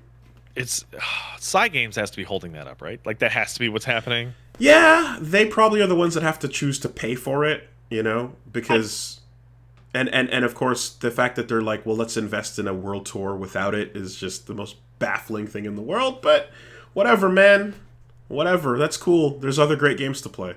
I just saw somebody in the chat bring up Virtua Fighter, and it hit me like I feel physical pain in my body at the mention of Virtua Fighter. But okay, here it goes. Let's be consistent. You should stop playing Virtua Fighter, the no one that is currently playing Virtua Fighter. Like Virtua Fighter has dropped the fucking ball so bad and so hard for so many years. I didn't bring it up. To the 10 or 15 guys out there still doing fucking Akira knees, stop. Just stop. Just stop playing Virtua Fighter. It's a cute little mini game for the next Yakuza game. Stop. Just stop playing Virtua Fighter. There is no reason to play Virtua Fighter in a world in which I am talking about how Wi-Fi is good enough with the new netcode because the new netcode is so hot, and it was like this big dramatic thing, but really we spent like 15 minutes on it because all we want to do is talk about drive impact. Like, I look over at fucking Virtua Fighter fucking pissing its pants, going, well, we got servers for our bullshit. Fuck off. So, like, we are fast, honestly. Like as much as the damage is there and it's real, and I'm hearing it. We're fast approaching the vision of the world, the vision of the future that I held, and that I still hold, where when a new game comes out, you just go, how's the online? You go, oh, it works, cool. So anyway, about the drive impact system, Yeah. right? And you just keep it moving because there's not much else to say, because it's like, yeah, of course, we figured this out. We solved this problem years ago. You know, I also want to the give era like when massive... the era when GGPO came out and Skullgirls used it and everyone went, holy shit, and then fighting games were changed forever. That timeline. I also want to give, like, it's a massive win for Capcom because the Street Fighter V beta, like, okay, betas are beta, right? Betas are not the final game. They're for shit to break. They're for shit to not work. It's for them to test stuff. However, the Street Fighter V betas being complete train wrecks, top to bottom, did not give you a lot of faith for the state of the game on release in terms of online play. And that worry was founded. The Street Fighter V's online play is not great. This fucking beta, you could put this fucking game out right now. like It's a lot of fun. I played like 1,000 fucking matches over the 2 betas. Yeah. No, the honestly, the level of polish indifference for between the 5 beta and the, like, it's unbelievable. This is the most polished we've ever seen day one Street Fighter release be. It's not the fucking release. Yeah. Day minus 6 months, you know, minus whatever fucking 180. It is phenomenally polished, and the idea that I just like whenever it's like, hey, what do you want to see? What do you want to? I'm just like, yo, just show us those fucking crazy freakazoid characters doing all those. Show us some weirdos, please. Come on, give me a weirdo. Oh no! I was gonna say the create a character like Cronenberg's. Just give us a mode where you can make them fight each other. Give us the wackiest, craziest mode where all that shit with the bullfighting and the bombs and the medets and shit, just make it so that you can fight your Cronenbergs. And that's it. That's all. That's the only feature I could possibly be asking for at this point. Everything else, it seems like they got that shit covered. Dude, I played that beta all weekend, and like every 10 minutes somebody would walk up and I'd be like, wow, you figured out a new series of mistaken proportions that is hitting my brain in a certain way. Yeah. Unbelievable. No. I remember, like, of course there. So the helm of this of the SS Street Fighter was questionable for a solid couple years there. Yeah, and it's got a real up-down trajectory thing going on. Yeah, but when the new guys took over, right, and you're like, okay, they're steering the ship. Let's see where they take it. Nakayama and Matsumoto, like, it was like, okay, they made 5 better. They made the best version of 5 with the pieces they had towards the end of that game's life cycle, and God bless, right? Yep. They walked away from that going, hey, we're proud of the final release of that. And you're like, yeah, that is the best version of that game, despite the fact that I still don't want to play it. I also don't want to play it, but I can agree with that from a distance. Seeing what they're capable of from the ground up, I have to fucking give it up. They are killing it. And the new direction, all that stuff, they're clearly thinking about this from just the fresh eyes perspective we've kind of wanted for the franchise for a long time.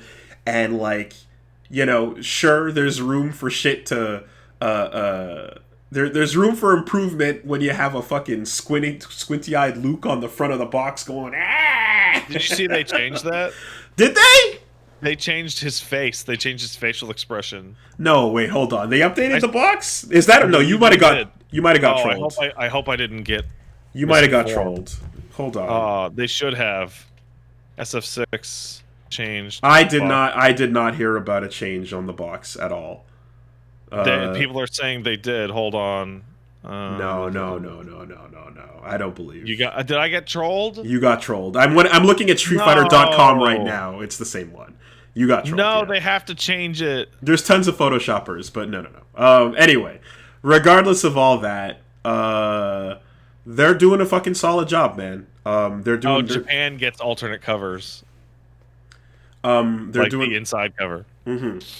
They're doing a solid job of it, and hey, that Luke guy that people hate, not that bad. Luke's kind of cool. So I saw the moves you were doing, and first of all, man, he's not SF5 Luke at all. And I'm Different just guy. like, I need a costume. Here's where I'm at with Luke. I need them to show me a costume that covers his fucking head. if you show like it's literally. It's his fucking face and his hair. So I'm just like, fuck. I hate it. There's a moment right before he does his level 3 where he gets down into a ready, set, go pose, and the hood flips up on his head for a bit, and I'm like, motherfucker, give me a costume with the hood up, right? Because like back in the day, unironically, I designed an MMA fighter character that had a sleeveless hoodie with the hood up. Like I love that look. I mean, I want them to just put the hood up on it and have that be one of the costume variations. It would be so sick. I was describing this to Reggie, but like the Cell, because I mean, I like I said, I've never been down on Luke. I've always thought he was all right, right? The 5 version being like not as cool as the 6 one, but the Cell point is the CA, the critical art version of his level 3. With the stay down, right? And the final hit, and then the close-up cut to just him going, and he gets back up, and I'm like, oh, that breathe, that exhale is so fucking sick. I love that moment in anything. I love it when Makoto does it at the end of the round and just, like, takes a second, and, that little, like, that repose is so fucking clean, and it's my favorite thing about him. That little cut sold me. Not to mention the person on the bottom in rear guard trying to fucking, in guard pose rather, trying to punch back and getting countered. Like, I have to say that like his critical art level 3 is actually really strange because in the non-critical version, he's beating the fucking shit out of them and they're not fighting back at all, right? Mm-hmm. But in the desperate one that does way more damage, they're actually like they're blocking it. They're blocking most of the hits. Yeah, it's just that last one is fucking huge because it's a cross counter on the floor. It's a point blank Galactica Phantom. Yeah, and then the release, is it's a fucking Cell, man. I feel like a lot of the like when you want to get the charm going with these characters, you got to have little moments like that. Like fucking Jamie rolling up, and it's like he's got the Louis Vuitton variant monk outfit, and he's like, the top player is here, and his theme song is called Mr. Top Player. Yeah. And he's doing the ba-da, ba-da, ba-da. And you're like, oh, what a fucking oozing personality that I love. Like, he would totally be hanging out with Yun and Yang. You know? Jamie's great. Like, I love that right off the bat. I'm no misses. Yeah, the new cast is all hits. No misses, And we saw that Manon trailer, and everybody has something they like to see on Manon. Or sorry, Manon. Yep. Even Sauron himself is like, yeah, he's being the old man with the cane, and he's doing that whole thing, but like, he's also, like, if you check, like, some of the footage and stuff, he, like, leans away, and, like, he has these very, like, almost, like, disgusted gestures to the way he's like, kind of fighting gross. you. I don't want to touch you. I just want to have Psycho Power beat you up. I'm gonna call in my bison stand to do it for me. Yeah, I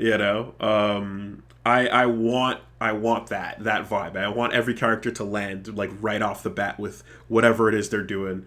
I think the idea that if JP is the boss, that like after all the guff and all the decades of problems that M. Bison did with Psycho Power, that there's just some guy walking around that has it way In more a on bottle. lock than he ever did. Yeah, I mean, again, I feel like he's just got him in a bottle or in a cane or whatever, and it's just like, do my bidding, so be it. Um, and wherever the fuck it goes, just like it's like, okay, that's cool. How did he frame Ken? What's happening with the Masters Foundation? Now, what is the implication that there's some kind of disaster that like Ken was criminally liable for with his company? Yeah, no. Caught defrauding people out of their crypto accounts and their NFTs, and oh god, dude, Ken was found in the Cayman Islands. That would be so good. That would be so like Ken NFTs, Ken FTs. Yeah.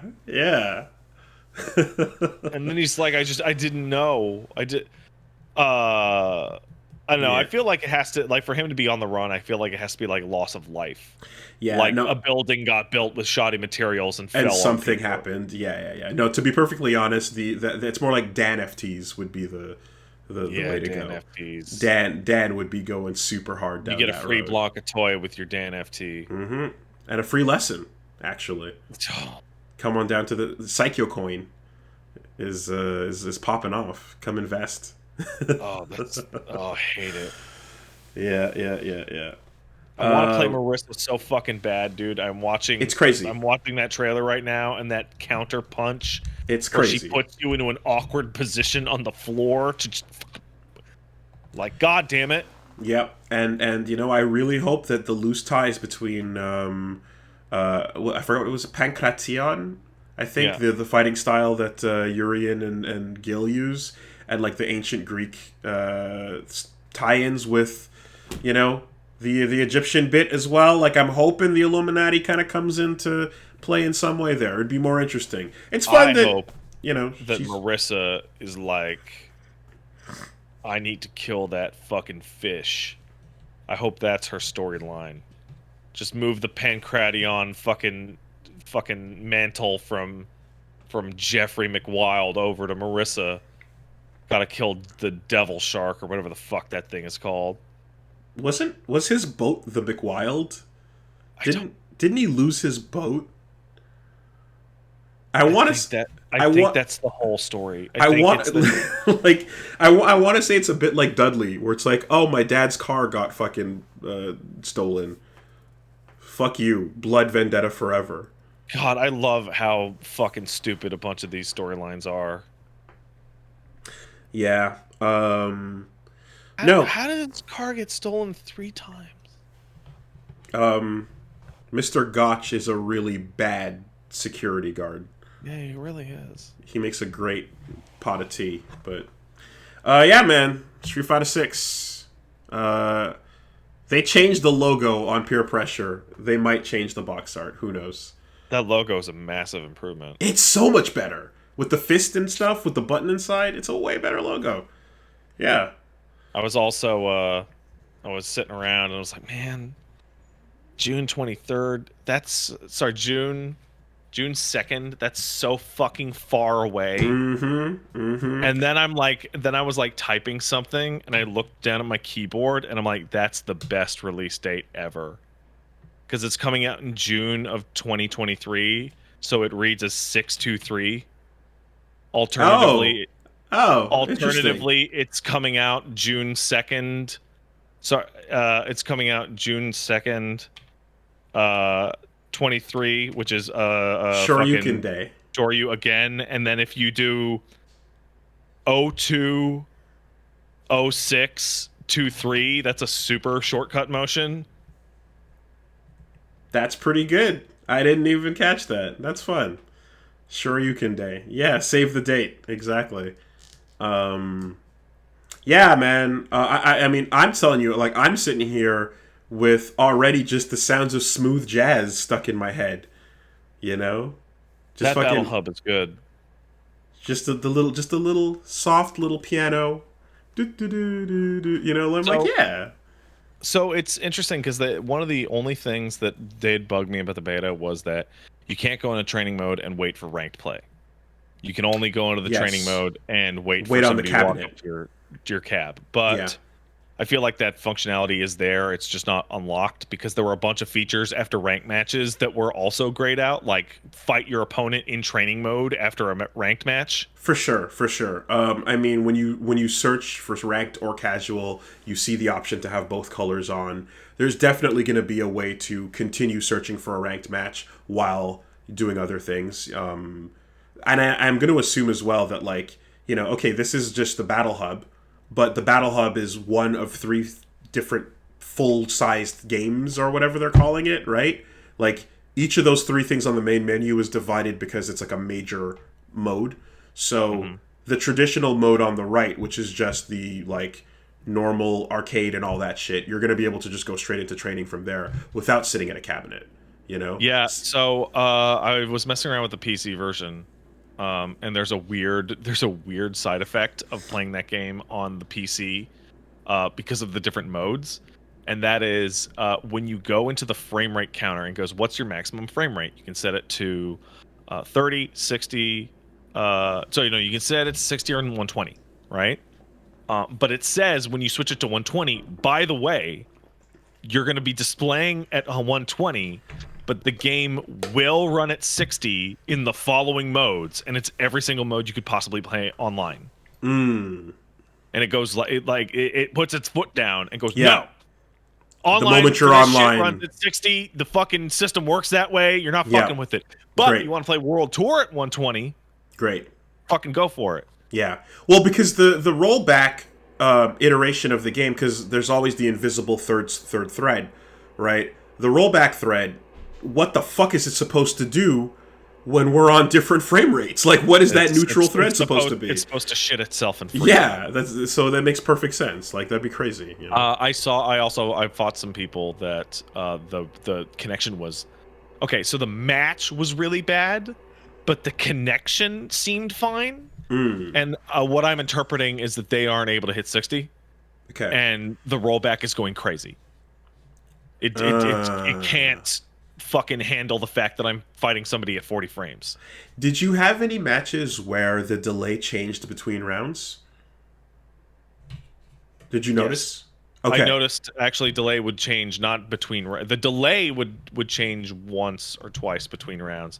The rollback numbers I saw a rollback as high as 10 frames. Oh yeah, yeah. No, that's gonna And it was spike over you. here. It was sitting on Ethernet. I'm like, man, this guy is playing with a string in a can.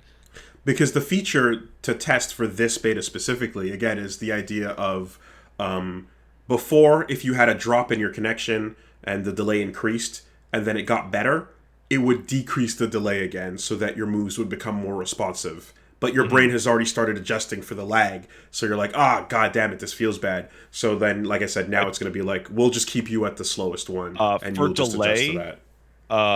I don't think I ever went higher than 3, and that was only like 1 or 2 matches. Okay. The vast majority of matches were at 0 and 1, and there were a couple at 2, and there was like 1 or 2 at 3. And I'm trash, so when I'm playing on 1 frame delay, I can't fucking. I don't know. Things like I mean, I'll tell you one thing, like you'll notice yourself taking more drive impacts once you start reacting to them with worse delay, you know. But still, again, like it's gonna make it so that more people can get better games, and it's just fucking I still think it's like Street Fighter 6 has like the biggest win it can have, which is I started to play it to be like everyone needs to stop playing fighting games. Look, I'll show you. And then I played like 40 hours of it across 2 betas. And like I'm just like, man, Street Fighter 6 is so good. Can't wait for that to come out. It's like, okay, no, get out of all the other fighting games. Get into this one. they're making it easy. Man, get into fighting games. It has never been so easy because people ask me questions the same way they asked you. It's like, hey, I want to get into Street Fighter. How do I start? And the answer is always like, don't play an old game. Don't go to SF5 right now and play it. You'll die. It's too much. It's too old. People will kill you. Yeah, you might have fun. You might have fun, but you're also gonna fight some gods real quick. So right. as long as you're okay with that. But it's never been easier to be like, hey, do you want to get into fighting games? Hey, that one. That's the one. And maybe Project L, because Project L will be free.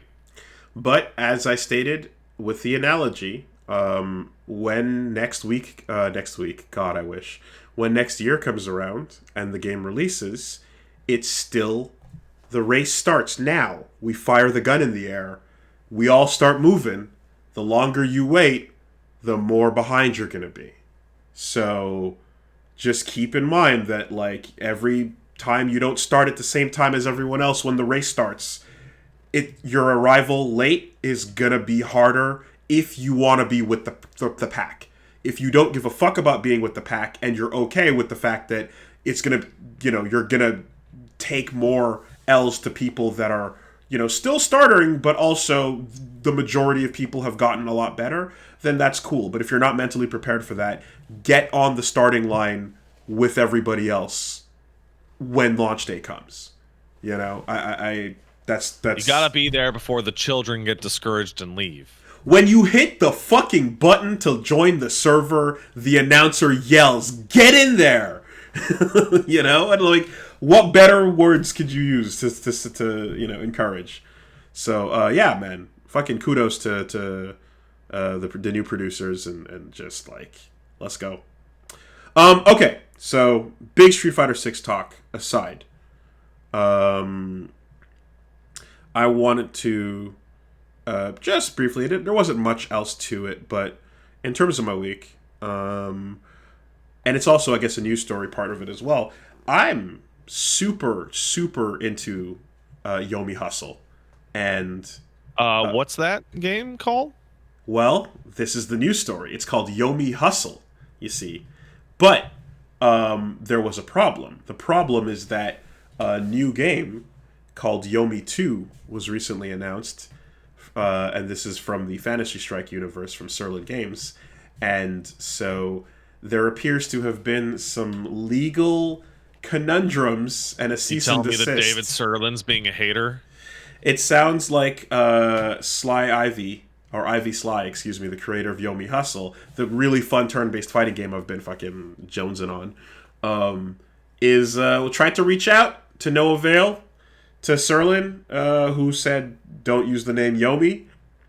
So, the name of the game has updated. They were trying to figure out what to do, and in order to not get delisted completely from Steam, the name of the game switched to Your Only Move is Hustle. So, there's a lot going on here. Number one, galaxy brain. Universe brain change. Like, I repeat. Legitimate, incredible.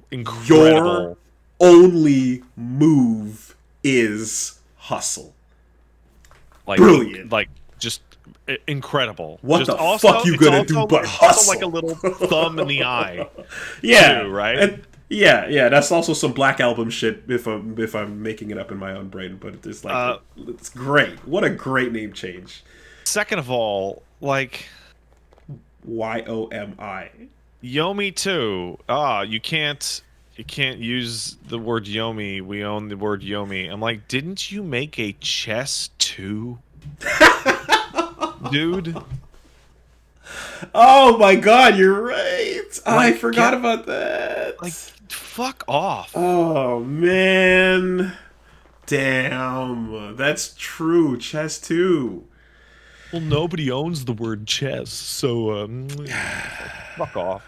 So the thing is I think if let me just check real quick, but I think someone else was pointing out that like there's other games with Yomi in the word that were not an issue, but like there's Trek to Yomi is a game, Undernaut's Labyrinth of Yomi is a game, Yomi Domini is a game, but Yomi Hustle is the one that's also FGC. Yeah, and so that's why it came down in that way. In our wheelhouse. Yeah, that's what someone on Twitter was theorizing. But anyways, fucking Ivy Sly, yo, all right, your only move is hustle. Great name for a great game.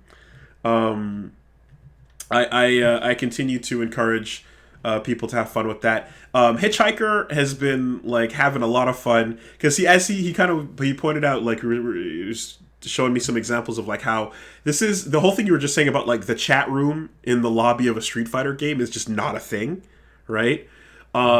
In this case, you're kind of getting the chat room in the middle of the fight. Oh, that's weird. And it's so interesting because, like, there's a lot of the time where I'm just silent, I'm not in the mood or whatever. But sometimes you're like, oh, yo, nice, that was sick, you know? Or, like, when there's like an influx of rage quitters because people are fucking babies. And so, like, a couple times I'd just be like, hey, you're not a rage quitter, are you? You know? And just, like, hey, what's up? And then you kind of just start talking while you're having this fight. And it's a friendly thing. Just there's all types of, like, great little exchanges and screenshots. And because some of the fights have some hilarious exchanges, Ivy has iterated the new version of the game to also make it so that you can make your character in the fight say something in text, and it'll be saved in the replay. Oh, that's just silly. So like, there's some great moments where I did a hard read on something and I parried this dude's burst. And the dude typed in the chat like, fuck! And so I just emoted in-game with my character just while parrying, lol. You know? And yeah, like honestly, like every week it feels it's getting updated with new features, new experimental shit. This is someone who's not afraid to iterate wild, fast, and loose. They're giving new moves and taking moves away like from patch to patch and like just rolling aggressively with it. And like it's in most cases you're not really like so much taking the move away as like reworking it, you know? And it's been really cool because like whatever you learn, it's like, okay, you're gonna have to change it a little bit, but in the end they're like balancing aggressively, and like the game is still just you have the stopped time to make your decision. Make a better read. It's fine. If you wanted that tool so badly, make a better mind game out of it. One of the coolest things they did as well was it used to be a game where like, okay, you have a burst if you get hit, but you could spend a third of your burst bar to cancel your action if you're about to whiff or if you fucked up, right? So people would just go like cancel, sure you can.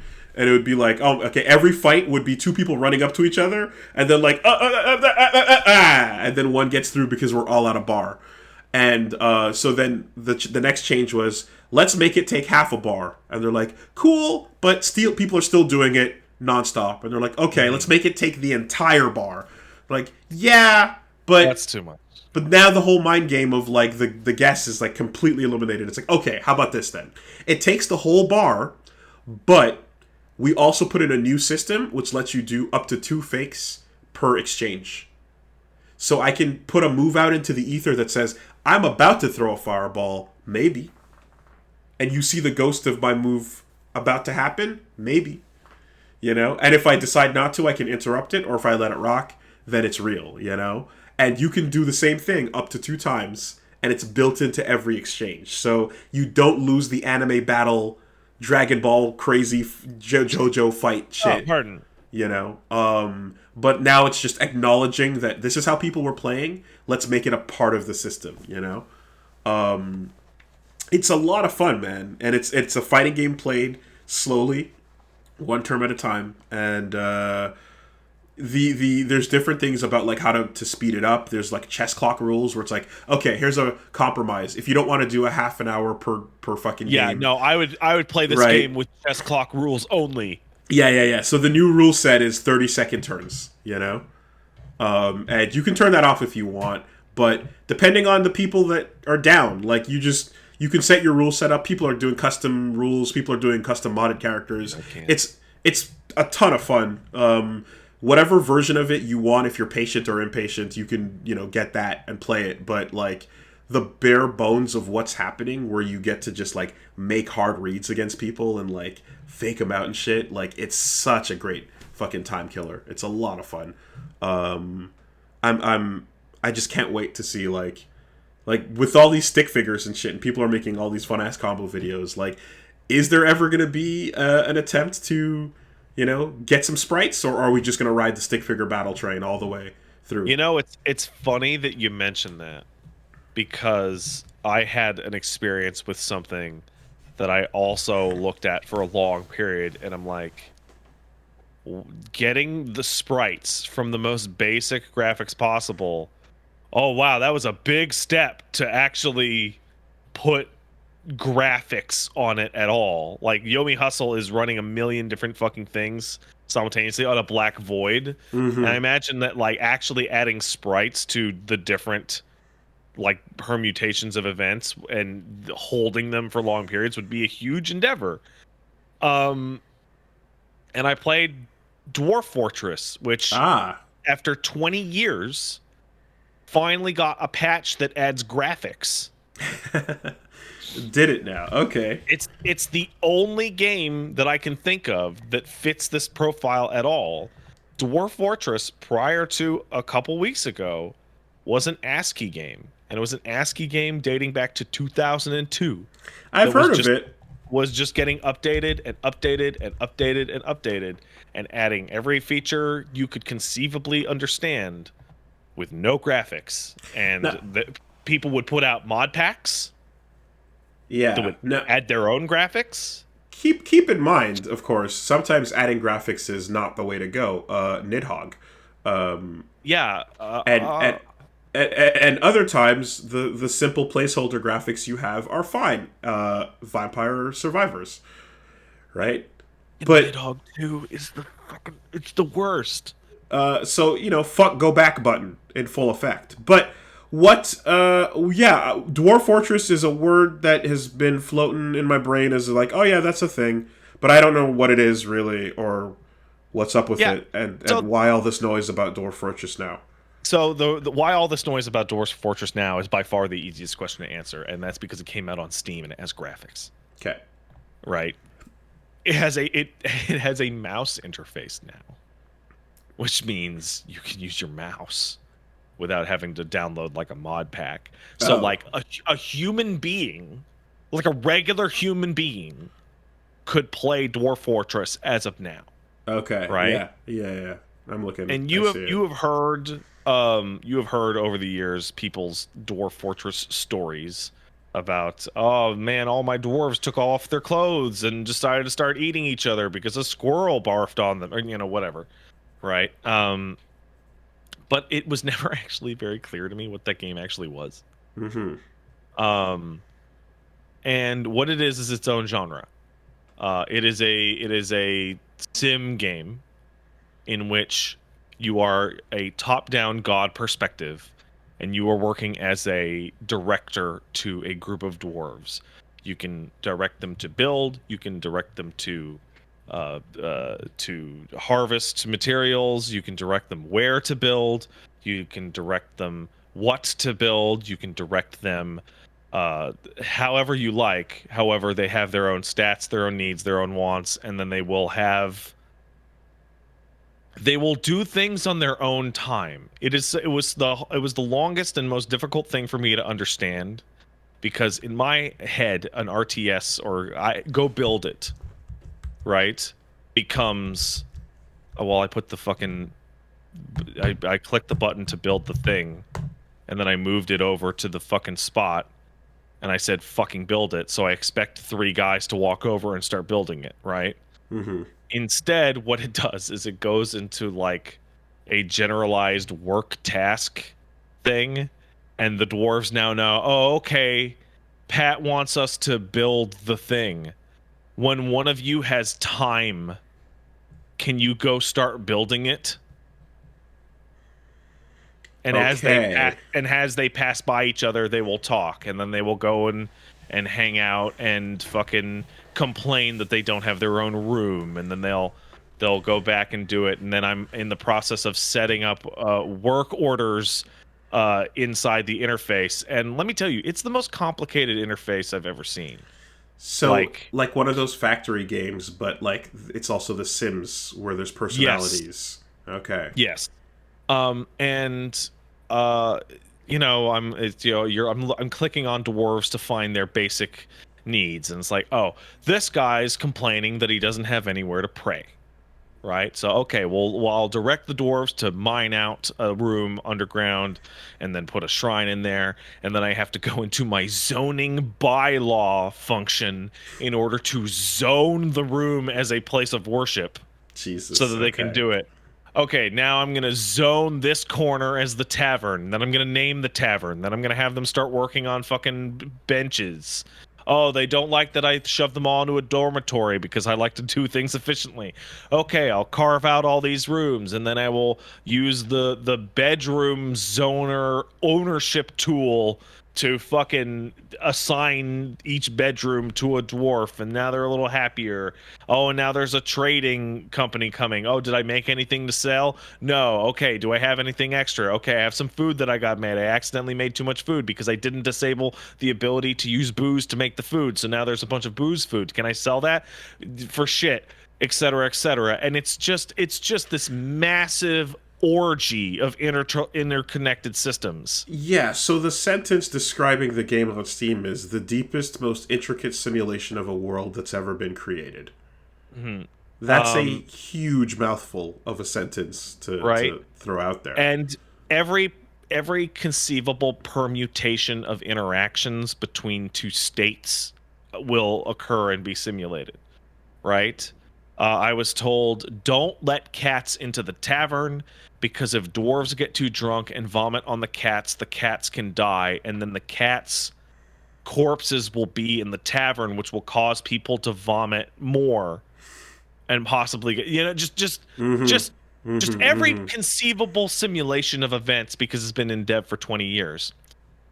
And more than anything, I spent like 4.5 hours playing it, and I was so miserable. And it wasn't, so you can pause the game at any time or you can speed it up if you told them to build a big thing. And so miserable. I was like so anxious that I felt that I was going to vomit. Now, some of that is my own anxiety issues, and some of that is obsessive compulsive disorder, yada, yada, yada, right? But the game's community and the long running history of Dwarf Fortress has totally failed to adequately describe what the game is, because everybody's story that you see on Twitter or Reddit or oh man, my Dwarf Fortress game was so crazy, this happened and then this happened and this happened, and it's always a little event that led to a big dangerous event that led to some fucking catastrophe that annihilated the whole fucking settlement, right? It's Mm-hmm. always like that. So it gives the impression that at any time, at any moment, one chair out of place could cause a death spiral for your little guys, and Mm. you got to be careful. So I ended up spending most of that time paused, queuing up just so many instructions in a row. Mine this, build that, build this. Here's the work order. Here's the work order. Here's where you go. This is coming. Build that. And I got to the point where I'm like, I've put so many commands down, I have to unpause and then just let it run because they have to start on Uh, these commands. okay. And they're kind of like mad because I've assigned them so much work that they're not, like, they're literally working like 10 hours a day and going to bed. And they're Okay. like upset by that. And I'm like, but I don't, and everyone's just telling me to let it run. And I'm like, but if I let it run, then something bad will happen, or I won't be preparing fast because I'm thinking of it like an RTS. Yeah. Yeah. Yeah. Right? Are there like I'm think diseases that they're gonna the get, or the outbreaks whole the and whole time fires? I'm waiting for the fucking 11-minute Zerg rush to come and hit my Right. fucking Right. Right. fortress. Yeah. Yeah. No, And um every now and then you see like one comment that just breaks your contextualization and completely reorders the way that you see it. And somebody described, like, Pat, the actual issues that you're worried about can take 20, 40, 100 hours to show up. Yeah, there'll be problems, but like you're not always on the precipice of dramatic failure unless you like load into like an evil or undead biome or something like that. The reason why people tell those stories, the reason why people talk about Dwarf Fortress the way it is because it was a entire group of guys that didn't want to admit that they were playing Dwarf Animal Crossing with no graphics.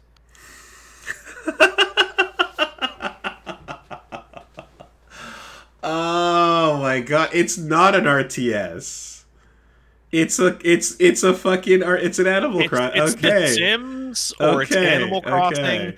It's just it has millions of interactions. When you said, "Oh, those problems will arise, but that'll be 40 hours in," I'm like, "Hold on a minute. Aren't you gonna die and restart by then many times?" Apparently depends on the if you have like an evil biome, like yeah, everything that dies will come back to life, and then you have a whole undead all your problem. fruit goes rotten. Oh no, what are we gonna do? Okay, go make sure guys go fish more so that they can, and you can mitigate it. It's and it's a bunch of dudes running a model train set or an ant colony that has no graphics. It's like literally fucking numbers on a page, like a matrix scroll, that don't want to admit that they're playing with their fucking like dolls, essentially. Now this came out in 2000? 2002. Yeah, okay. And so instead of admitting I'm playing with my dwarf dolls, and then they're making a cute house, and they're going like, oh man, the zombies kept attacking me with the fucking thing, and it's all cope. And that was like the last thing that I heard in that massive run, and the instant I saw that, I'm like, oh, I completely misunderstood what's happening. All the stress just evaporated. Animal Crossing. Mm-hmm. And I'm just like, oh, oh, Animal Crossing. Oh, I should just jump in, have fun, jump out. Yeah. I mean, like when you make a choice like that, like when you're doing a Glitter Mitten Grove, style thing, like that is an aggressive, deliberate choice. I'm not surprised to see a bunch of people saying losing is the point. Because it's like the game literally, when you load up, it goes losing is fun. Don't worry about it. Yeah, because if it's one of those things where like it simulates everything so aggressively so that you could have the most creative disasters possible, not so that you could have the perfect, efficient, output and succeed swimmingly, then it's like, yeah, then just take a little bit of that, the disco attitude and lean into it, Now, I will admit, people know about the Fallout 4 settlement community building tips that I had, where you can cram like beds right next to each other. They don't even have to have rooms for the NPCs to get up and on. And then I locked that old lady in a cage because she was annoying me, and then I just made a strip mall of all the stores. And when I played Animal Crossing, I had all the houses attempt to be equidistant from each other for efficiency purposes, and then I tried to make a gigantic flower bed that would most efficiently cross-pollinate all the different colors so that I could get every flower color. And then I fucked it up and was like, my settlement looks like shit. So like, yeah, no, I definitely tend towards efficiency nightmares. But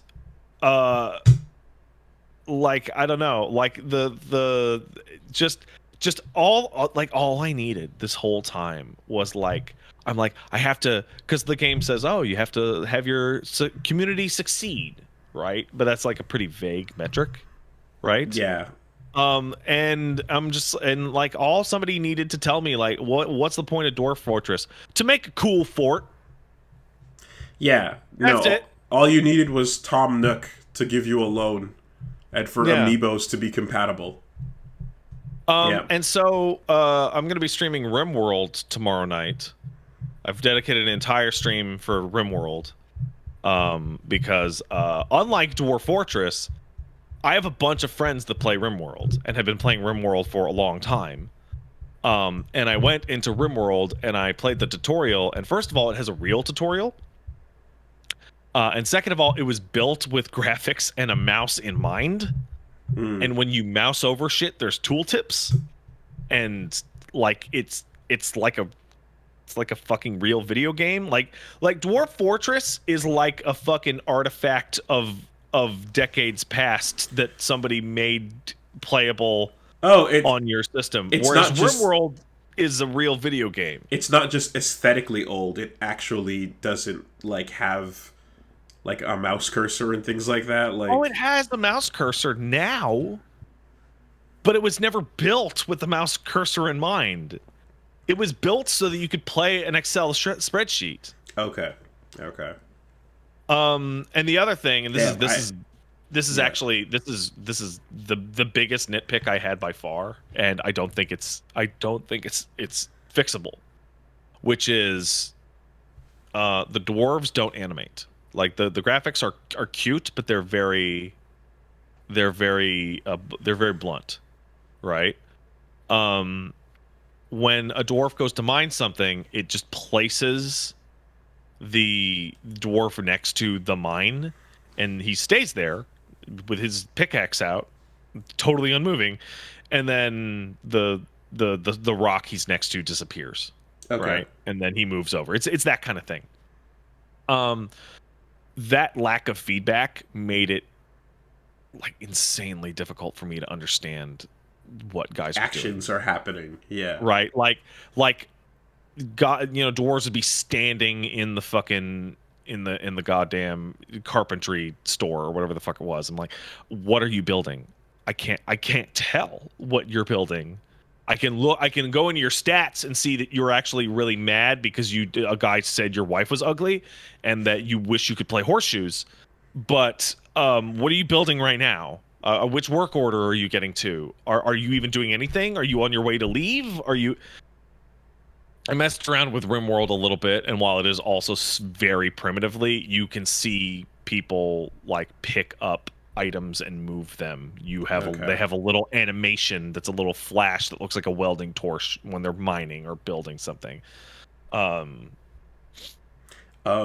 Is this where Shovel Knight got Strike the Earth from? Yes. No yes, shit. It is. Huh. Also, somebody asks a really good question. Pat, do you want them to animate 500 different animations for creating different objects? No. I want them to have one extra frame of animation that says, I am building something. I want them to cycle from their neutral to a little hammer and have them switch back and forth between so I can look at it and go, he's doing something, instead of just standing in the shop. I know it is not the end of the world. I know it doesn't actually affect basic functionality, but the actual feedback I get from that is really important to me. In case you have people standing around doing nothing. Yeah. Okay. Which they do. So I'm going to give RimWorld a shot. I don't think Dwarf Fortress is for me. I think RimWorld has a potential. There's also, it's interesting because they keep about the graphics, is that the graphics scales linearly in the opposite of complexity.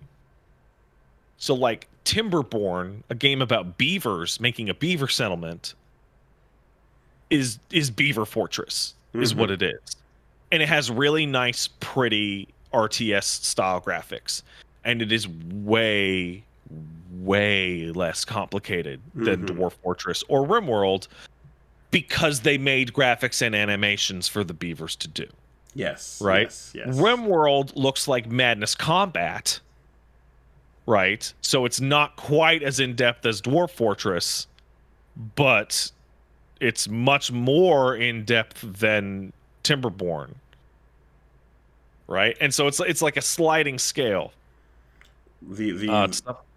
Yeah, and I guess that's where the Yomi Hustle kind of similarities kind of are, where you're like, you're doing less effort, you're spending less time on the visuals so that you can do more behind the scenes. Well, the thing with Dwarf Fortress was always that the guys who were making it didn't know how to do art. They're Yeah. programmers making a Programmers. programming game Yeah. for about dwarf shit. Which, if you're fucking, if you're a good, like, I mean, it's always great advice. If you don't have an artist, that's fine. Start anyway. You know, we can swap that shit in later. Like, the proof of concept being fun is the most important part. So I'm excited to play RimWorld. I am excited to play RimWorld because I fucked around with it for maybe an hour, and it was like the ability to like mouse over and see like a detailed tooltip of like what the zoning button does is night and day. The ability to, I don't know, go on to the mod workshop and get a mod that makes it so that guys don't build themselves into buildings and be unable to escape the walls that they built around themselves. Yeah, that's appreciated. So the jump into, since Dwarf Fortress got updated, you're gonna jump into the genre now a little Yes. bit. Because now I know what the genre actually is. Whereas more than that, I thought I knew what the genre was. And that image in my head was completely wrong. Now I Okay. actually know what it is. It's Animal Crossing with depth. How long can you ignore it for and let it run before you have to re-interact with it? I depends. Because I'm like, are Uh you gonna try to run like a 400-hour colony? I don't know, man. You I when I know. was playing Dwarf Fortress, I had so many fucking things queued up, and I had to wait like a while for them to actually fucking do them. Right? You could queue up infinity tasks if you wanted and have it run forever. You could automate some of those tasks and have it run forever like a little fucking ant farm. Um, how long could I walk away from it and let it run? I guess that depends on how self-sufficient I made it. Right? Hmm. In my baby's experience, like 5 minutes. And just like watch them go about their business and then click on them and what are they complaining about? And it's like, oh, I talked to Dwarf Master Ferguson about cats for 10 minutes. I'm sad now. Okay. What have you. Okay. Yeah. Let's take a quick break. I need to refill my water, I and need to empty my water out of my dick. there you go. We'll be right back.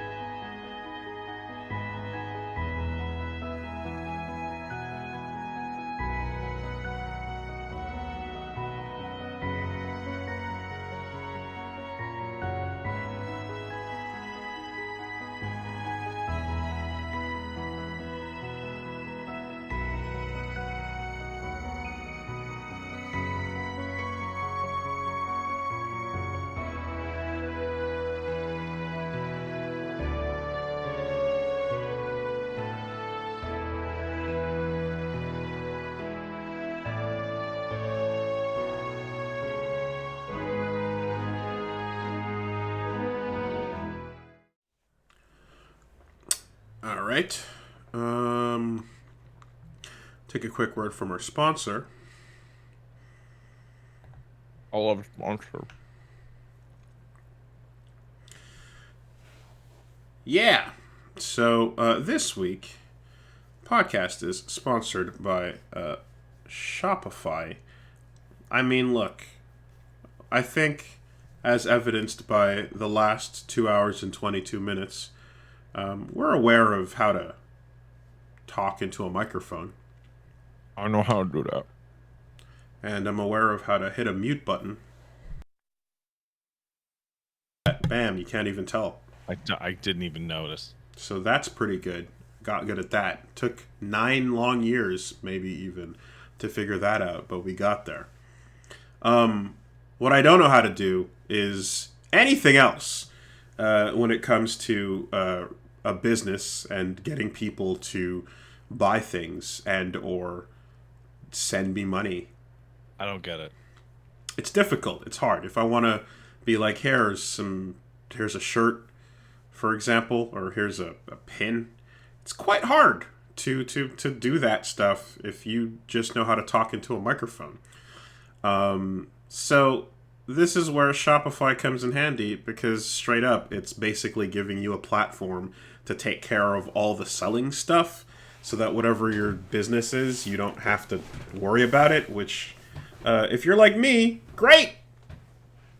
Because that stuff's hard. And I don't get it. It takes a lot, you know?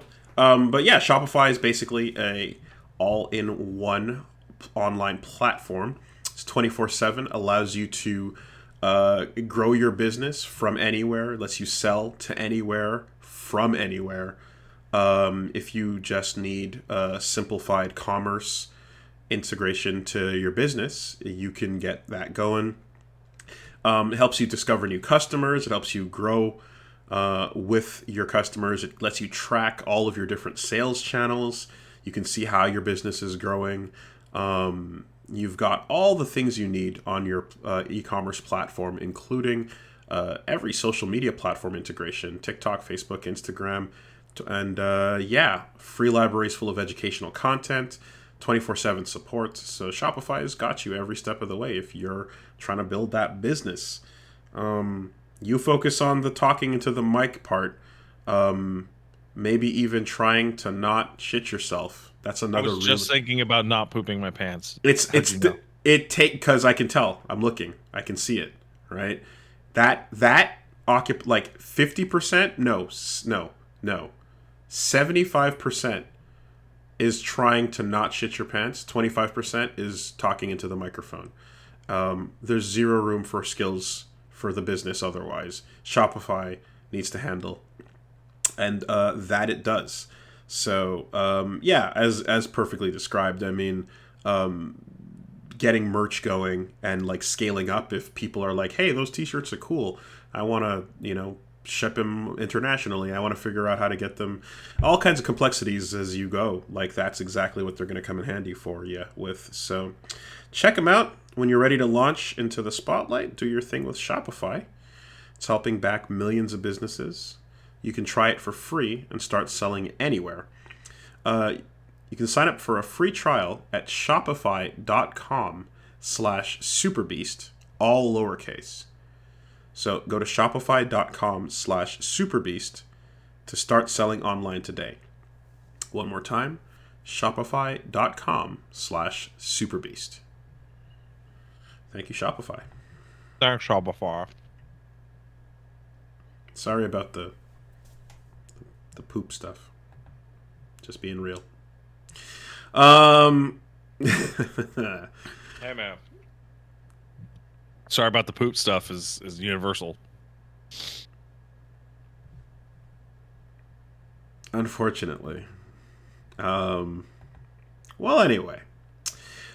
We got ourselves a short week. Not much to it. I mean, if you want to check out more, of course, of the ongoing LPs, everything over at Wooly Versus is happening. So Mass Effect 3 continues. Not much to say. We're in the middle of it. But how about those dreams, bro? We had one dream. I had a dream. One Vancouverian vet child, one white child, was found in a forest, and he's getting in my craw, you know. Dude, it's like you I will killed say so this. many people in those first two Okay, games. but I will say this, right? Because I have an open mind, right, for whatever is coming.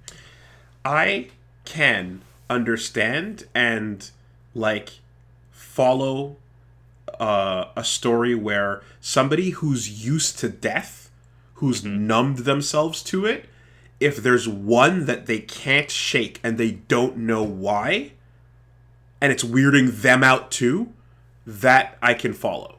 Yeah. You know? But I need to see them kind of explicitly acknowledge that it's like, oh no, I know how bad this is, but I don't know why I can't get over this one. Dude, you iced a planet. Yeah. So that's the bit. They had right? 4 eyes. They're different. If you're gonna play it that way, where like something is sticking with you and you don't know why, then that's a more believable way to play it, and not necessarily just like the picture perfect moment of Americana innocence being destroyed. You know. We'll see.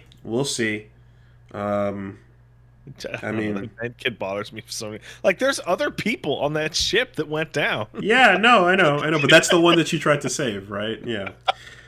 I mean, look, like if I had to guess there was going to be dream sequences, I would have thought there would have, maybe if you saw like a Prothean child, you know, based on you getting all like fucking Like, microwaved up, that could have been like something, but I feel like what they could have done that would have made it like hit way harder, because like people aren't going to necessarily attach to this one child you see for like 1 minute, right? But you know what people are attached to? They're attached to the Earth.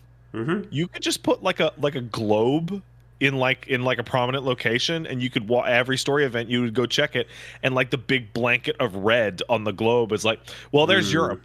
Europe's just gone now. You know, and so, or something like that. Always, yeah. No, I mean, shit. I mean, the shot of the darkness of that hole in the Batarian space opening up is quite an impact. Although, if you wanted to go more narrative, which again, remember, like when you're too far above it all, you lose touch with relatability and the audience and such. So personal stories and personal conflicts are always going to be high priority and such. It could have been interesting if there was some sort of like I just said like a second ago, I was like, oh, a Prothean child, and I was like, wait, hold on a minute. Like, what if those beacons gave you insight into like a particular Prothean character whose struggle was watching it all come to an end, you know? And you're kind of like sympathizing with that person and feeling like, oh shit, it's super sad knowing that they're gonna die at the end of this, even though I'm watching these flashbacks, you know? That could be an interesting way to play it, if you're going with the whole you beamed some shit into my head and I don't understand it thing. Oh no. Moving on. Oh no.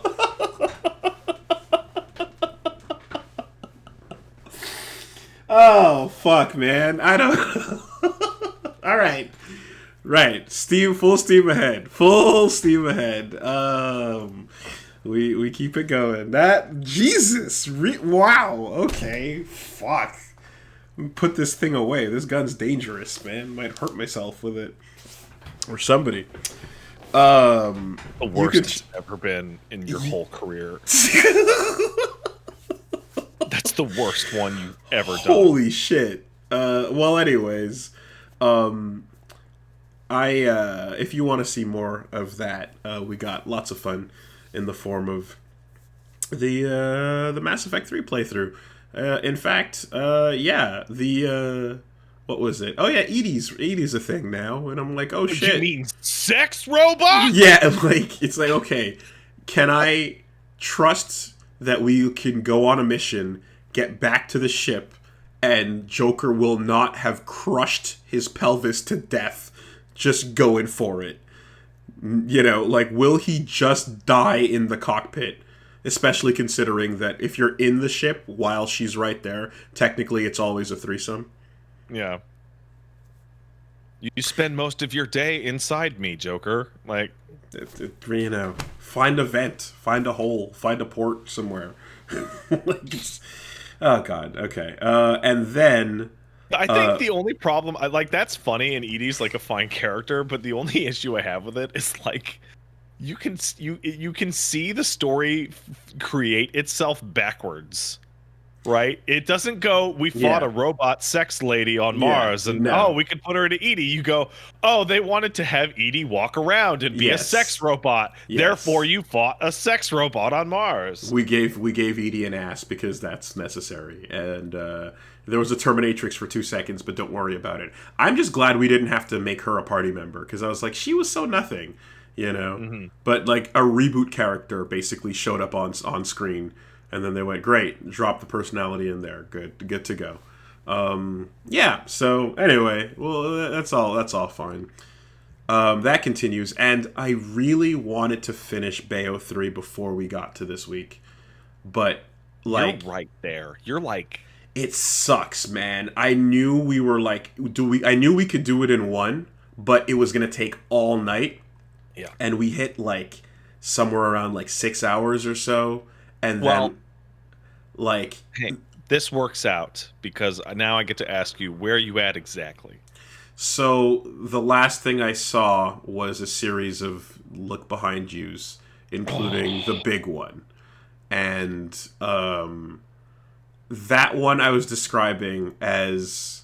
so again, you know, I guess some Bayonetta 3 spoilers. Massive fucking Bayo 3 spoilers coming in. Tune out if you don't want to hear anything about spoiling Bayonetta 3.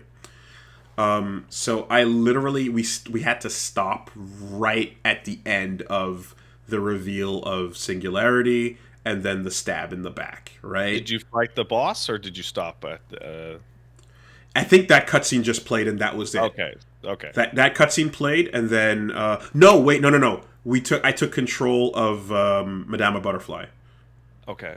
And that was, I was like, oh, we're doing kaiju controls. And it's like, no, this is a bit better. No, you're just a big character. Yeah. And I was confused at first because I was trying to do Bayo moves, and it's like, no, don't do Bayo moves. Do the moves you bought for Madame Butterfly. And I was like, oh, perfect, great, that's cool, great. Yeah. So I remember you are right there. You are like, I know, and we could have kept pushing it for another 2 to 3. But like Reggie was super tired, and like we pushed it on that sesh, you know. So we're just gonna have to pick it up. That France level's way better than Paris is incredible. Paris was fire. Like, it was so good after that desert apology, because the desert, again, they give you, here's Malphus and the Phantom. We're sorry, right? And here's like 8 weapons. Like, we're sorry. Now go to Paris, and it's just like, it's one of the best levels in the entire franchise. Absolutely. Paris, and the weapon you get out of there, you're playing as the clock tower. Paris, yeah, not like I was waiting for, like, Rosa is my favorite character, like, playable style, you know, like I love Rosa, and I was waiting for like the Umbran armor to show up in some way or form. This integration of it, where you're getting 2 in 1 with this awesome clock tower, so good, and then the weapon you get with it, the fucking shield fists, like, it's great.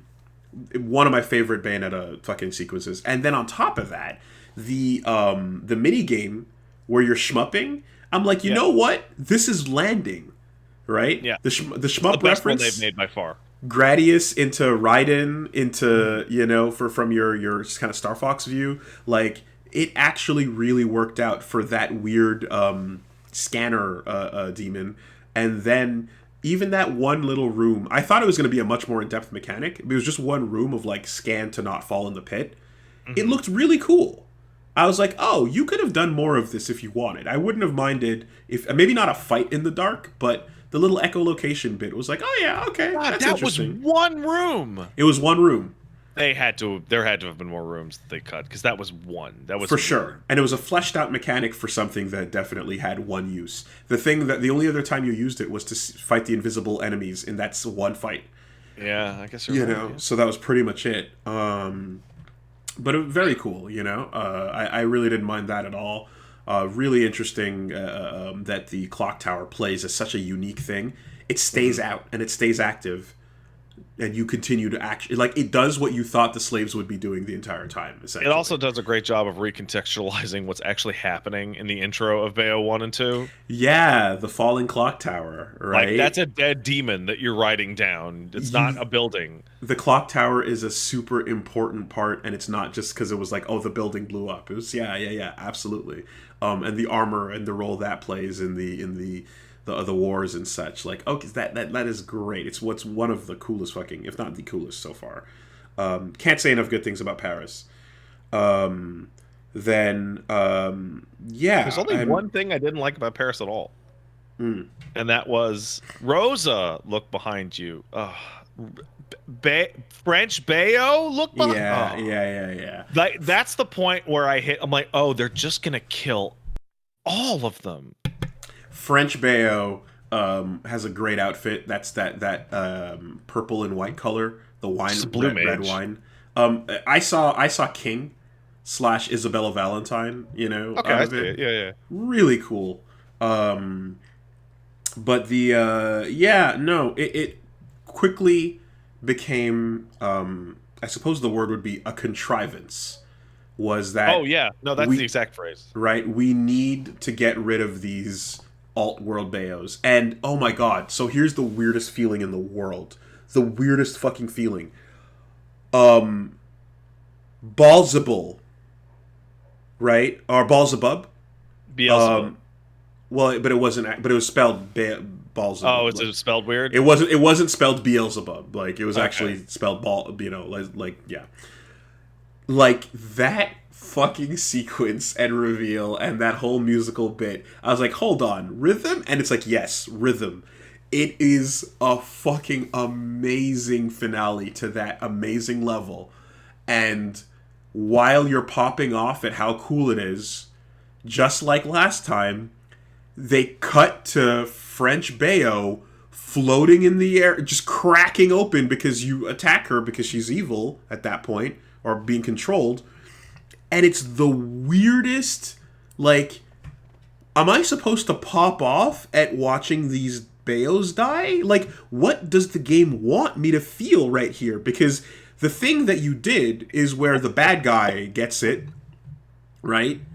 And then you watch them explode and you're like, and then you're flexing because you got the cool demon. But you just watch someone that you're like, oh, but I like that. But I like all these alt-Bayo fun things.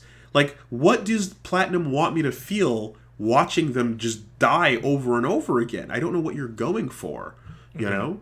And in that case, it wasn't even the, like, oh no, right? Or the Egypt... Yeah, no one cares. Like, the Farinetta one, she's like, I'll do it, right? You can't do it, so I'll sacrifice myself. Right? They have these moments of like, oh, but they're just getting faster and faster. And by the time it's time for French Bayo to go, they just cut to her like popping like fireworks in the middle of a flex. And then cuts back to Balzabub being all like, yeah. So I went and I wanted to, get my head back in the game. Like, there was something I wanted to tell you about Balzabul, but I didn't quite remember because I couldn't remember what the boss looked like. So I went back and looked at the boss. I was like, oh, now I remember. Balzabul is a Platinum game reference. It's Simone from Nier Automata. Oh, shit! I didn't catch that. Obviously you look at like Alrune. The both hands out like thing. Yeah, it's the name. Okay. Because Alrune is a reference to 101. What's her face? Jesus Christ. Fucking Pink. No. The villain girl. Yeah. Fucking. I don't know. I just had it and. Don't worry about it. Don't worry, it's not important. It's okay. It's just okay. Wonderful All 101. Right. All right. Anyways, Jesus Christ. I'm sorry. This is bugging me. Oh, you can't remember? Oh. I used it in the episode title, even. And then I'm trying to find the cutscenes that you've seen. Vision. Okay. Vijonn. I'm trying to find the fucking fight against, what's it called? I was just looking at it. Where you're playing as big, what do you call it? Big butterfly. Madama Butterfly. Yeah. Or really, it's like the big fucking spaceship. Yeah, I was like kind of looking at that thing and going like the first phase of it. I was like, please don't just be dodging me in the background the whole time. I want to get this. I want to swing. And then they show up on the ship, and you're like, great, taking full control of Madama Butterfly is awesome. I'm glad that everyone agrees. And they all know Madama Butterfly rules. She's the favorite. Let's get more fucking time with her. Everyone felt the same on that, and I like when we're all in agreement that she's the best. But, yeah. Then you get to the fucking singularity reveal, and it's just like, oh my god, like all the power of the Umbran witches and 2 brain cells between them. Okay, sure. Dr. Sigurd. Pleasure to meet you. Sigurd Larity. It's awful. Yeah. And so the only thing to say is, so I watched it happen, and it went down so quickly and so unceremoniously when Jean gets stabbed that... Look behind you, Jean! Oh, I'm right. dead. So... like, I don't know. So everyone has played and beaten this game at this point. So you guys all know the future, right? So you probably did not get this sequence paused in a weird way for you, the way I did, so that I'm processing it differently, right? So you guys went straight through from that moment all the way to the credits, and you know what you know. As someone the mission that we're talking about, where you fight fucking the boss, and you fight Strider again as like a demon. Yeah. Like, exactly. Everybody went from that to the end. Exactly, right? So I need to remind people that, like, what it's like from, just to give you a perspective here that I'm having, because when I saw that, I was like, oh, that's not real, right? Because it was so unceremonious and nonsense, and people were like, copium, look at you cope, and I'm like, no, you don't understand. Like, if this were any other medium, you watch a moment like that happen in that way, and you're going, yeah, sure, that's a Thanos snap. And then the episode ends, and they come right. Come back next season on the X-Files. Precisely, right? And it's like, and it's not, and it's like, it's not to say that like that suddenness is an impossible route to go with it, but it's to say this: either that's not real, and it's a Thanos snap where you're watching Spider-Man die, and you're going. You're looking at the money that Spider-Man makes, and you're going, yeah, fuck off, right? Like, the entire time. Or there needs to be a conversation with a ghost before the credits roll, because you don't go that way with a major character with nothing, right? So if we have to go, if it's real, then you're like, all right, well, I'm waiting to see which one of the JoJo buddies is going to have a conversation floating into the sky. You know, but one way or another, it happened so suddenly that it was like, oh, that isn't real, is the impression you get while flowing through it. So I completely understand exactly what you mean, and I totally agree with you.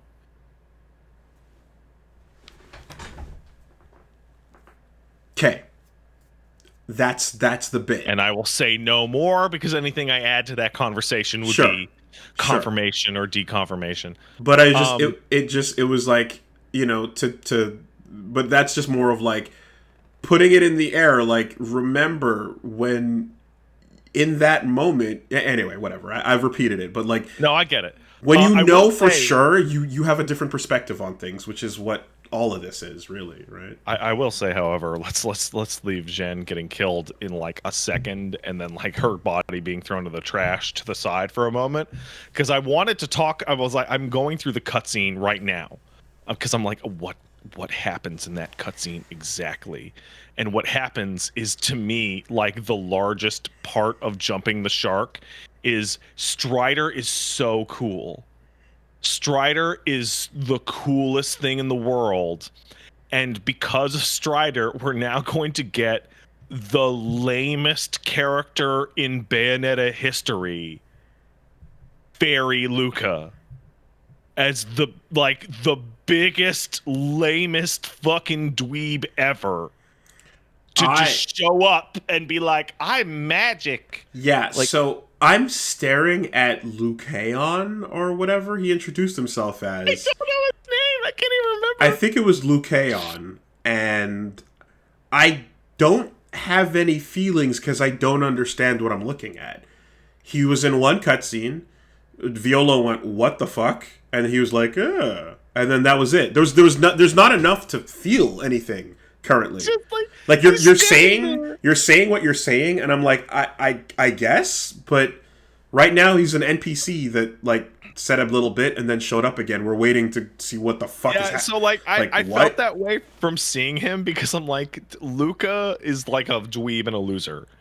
And then we just meet this wise version of Luca who just, like, the first two times we run into him, he's just like standing around like looking wise, but he's not doing anything. Yeah, He's he just, just you meet him once. You meet him once, and I'm magic Luca. he shows up then, Like, and I don't know. okay. There's nothing else to say about it.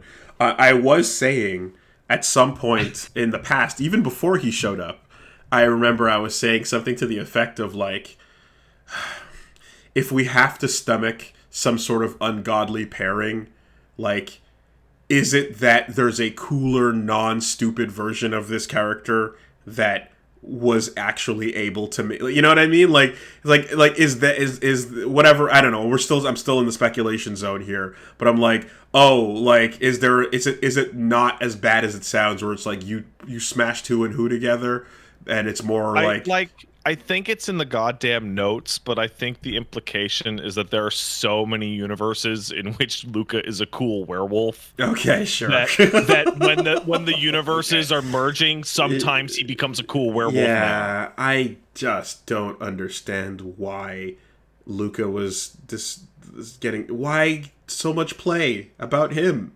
I Okay, mean, Wooly, you're a smart man. You're smarter than me in many respects. You can answer that question yourself with the pieces you have. I don't like that answer. I'm looking elsewhere. That's what it really is. I'm looking elsewhere because I don't like that answer. I put it back down on the crime scene, and I'm continuing to search for answers. And we'll find them when we get to the final session this week. So, Man, when is that? Because I want to watch that. well, it's gonna take another day to get back to, Montreal. So, at least Wednesday. Okay, because man, I gotta get my fucking eyeballs on that. Yeah. Because you are in a very weird spot. Didn't want to stop, but All the parts that people are really mad about are gonna start right away oh boy. for you. I'm glad that, so there was an important moment that like we took at the beginning of last session, which was like, as I started, I'm like, let me remind myself why I love Bayonetta. What am I looking for, right? What do I want? What do I like? The action, the fun, the combat, the way it feels when you parry something, when you dodge something, when you like crush it, when you get a perfect pure platinum, the way it feels when enemies are aggressive and you're able to keep above them, the way it feels when that aggression is like not just snail bullshit, but like actually like an enemy that is, rising and chasing you down and has a pattern that's just like You know, the way you fight Strider or the way you fight Gracious and hate Glorious. that snail. Right? The snail represents the opposite of, like, fun aggression. In that it's with the frost shit. Yeah. And the clouds. So there's an enemy that exists in a character action game that's actually remarkably similar to Snail and its problems, but people don't hate it as much because it's cool looking. And it's Blitz from DMC4. Blitz! You're so right! It is. It is. Blitz is the flow stopper. And you can learn to fucking deal with it the perfect way if you can get your busters down. You know, but yeah, but Blitz turns on and goes, you don't get to play for 10, 15, 20 seconds. And then he gets tired and he goes, now you can play. And that's the same way the fucking snail works. Totally. Yeah, it's not your turn. And furthermore, you now have to deal with that with Viola, right? So you're not dealing with that with someone who's equipped for that matter. Absolutely like Blitz. Totally. You know what else I hate? That fucking two-headed dragon that just stomps around. Oh, it's that thing. That's annoying. It's just you fight it a bunch too. I don't know why they liked it so much. Or anything with the fire leg shit. Like just like okay, we get it. The floor is lava. We can't stand here. Whatever. Like, kill me because you're out DPSing me, right? With swings. You're too fast. It's not that you're so big that I can't. You don't fit on the fucking screen. Or standing here is death. Oh, cloud death is fogging my fucking... Like, stop it. You know what was really strange? Fuck, you know how hit me. You know how you fight the really, really big dudes that are just big mans, and like the camera can only come up to like their shoulder? What the fuck is that decision? In Bayo 1, you fight Beloveds as like the largest consistent enemy type, and they're always completely on screen. Yeah. In Bayo 2, you fight a number of much larger, but the camera comes all the way back so that you can always see their airships. Whole thing. Yeah, the air demons and angels and shit like that. I mean, like Jubileus is, you know, the camera drops beneath the fucking frame to make sure you can see as much of you can to swing at it when you're running around in the sphere and shit like that. But then, yeah, not only that enemy in the totem pole, right, is always usually above. You're attacking it, but it's out of the frame because like you're looking. You can tilt up to check, but like ultimately you're trying to not get your fucking demon killed. So the totem pole is also just kind of like, I don't know, man, do damage until it gets down and breaks the shield, you know? So I'm looking right now, Wooly. Chapter 13 is called Kingdom of One, which is the last one you did. Chapter 14 is the end of the game. Yep. And you will bust that out with talking and Sure. Hour 10. Sure. Like you're right there. Yep. I saw someone say 1. I saw someone say 2 to 3. You know, whatever. Woolly time. I stopped to discuss things. I read. So that final fight's pretty. Fucking go. Sure. Though. But all this to say that I'm glad that I reminded myself of why I like these games, because that sequence in Paris is one of my favorite in the franchise. Like it's pretty good. I want to iterate. I'm taking this above the moniker of just a best in Bayo 3. Like no, 1, 2 as well. Excellent level. I wish that the France section was more indicative of the whole game. Could have been. It really could have been, you know. And Tokyo was fine. Like, I liked Tokyo. Tokyo was totally fine. Like, so that's the thing is, like, it makes me think, like, it really could have been that way.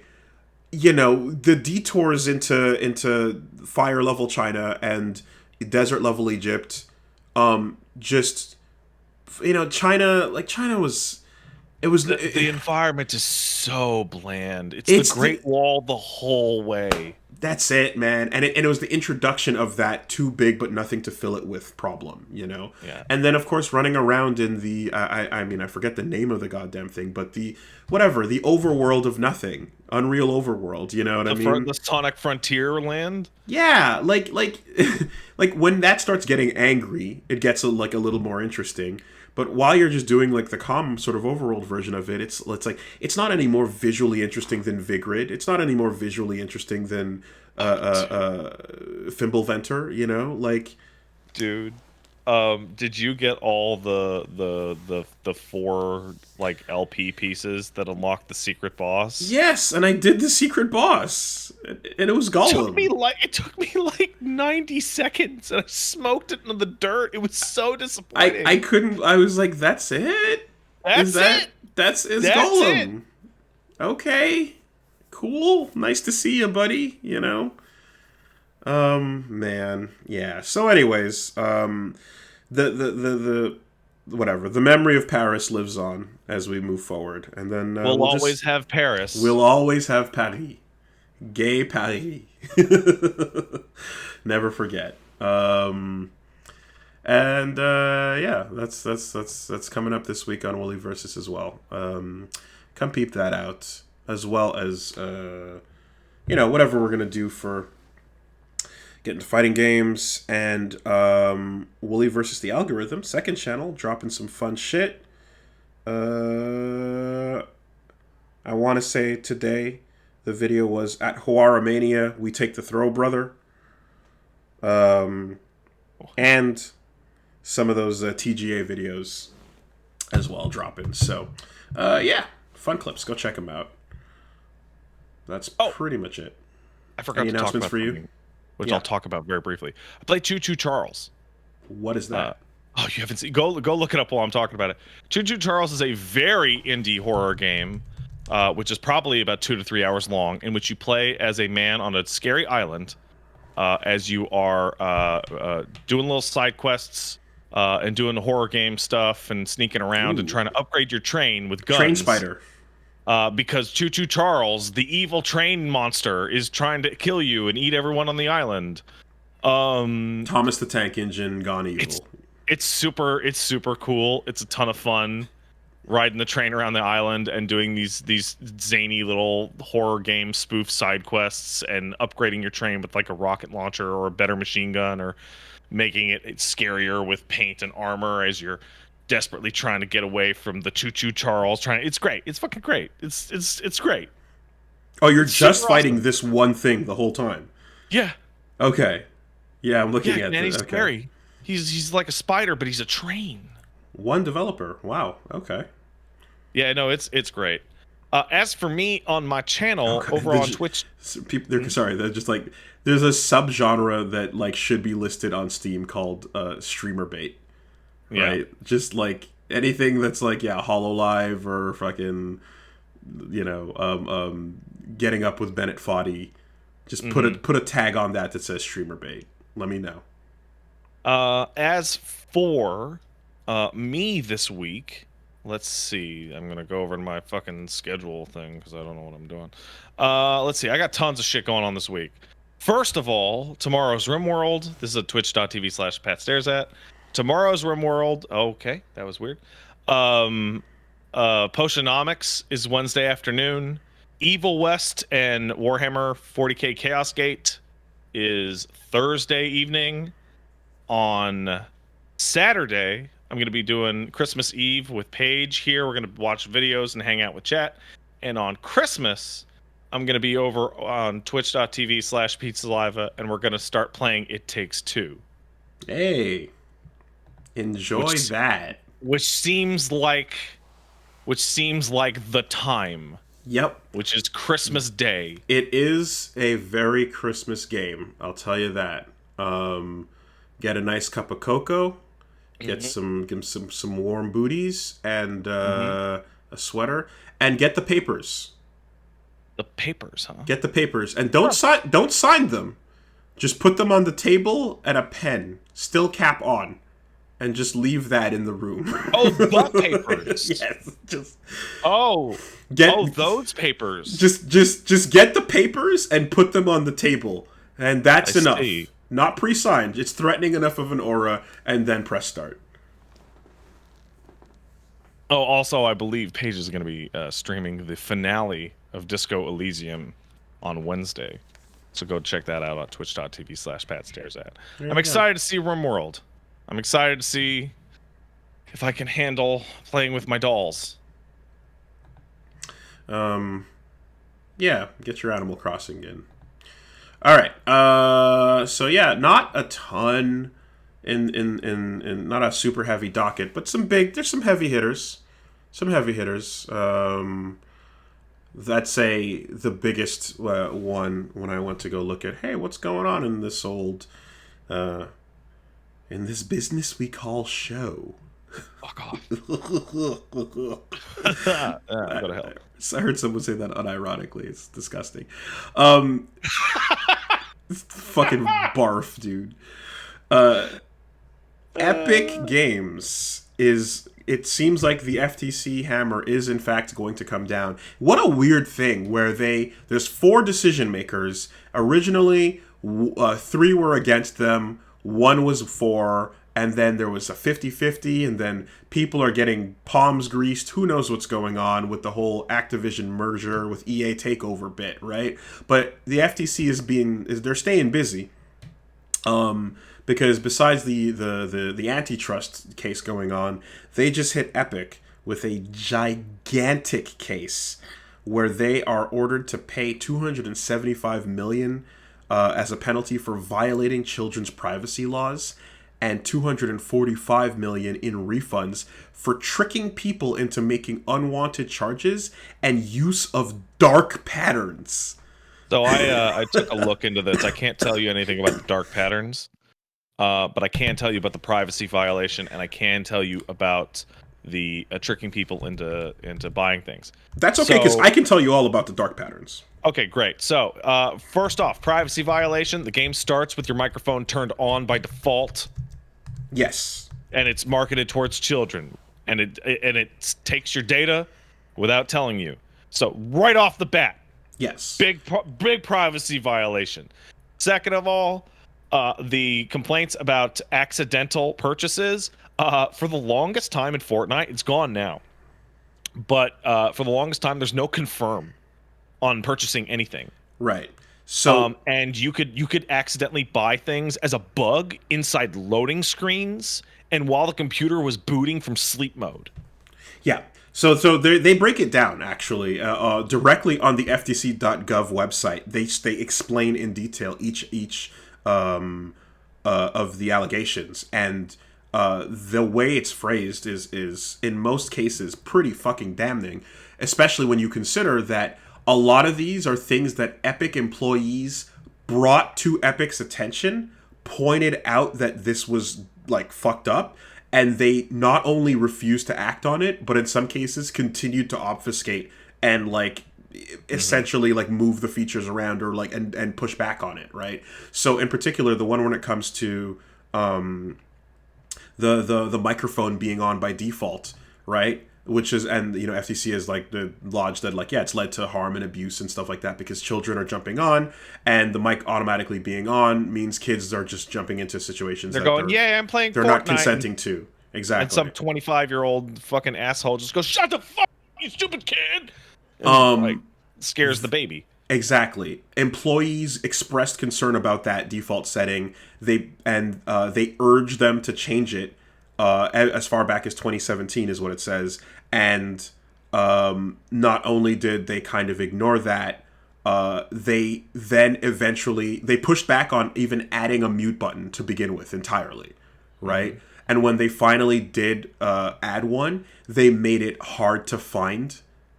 And when I started playing Fortnite, it was a pain in the ass to figure out how to turn the microphone off. Crazy, right? So this is all just stuff where they're like, "Oh no, we know it's deliberate, and we want to annoy you because this is what otherwise attracts the kids in," right? So that's straight up what they're going for. You know what one of the other reasons is?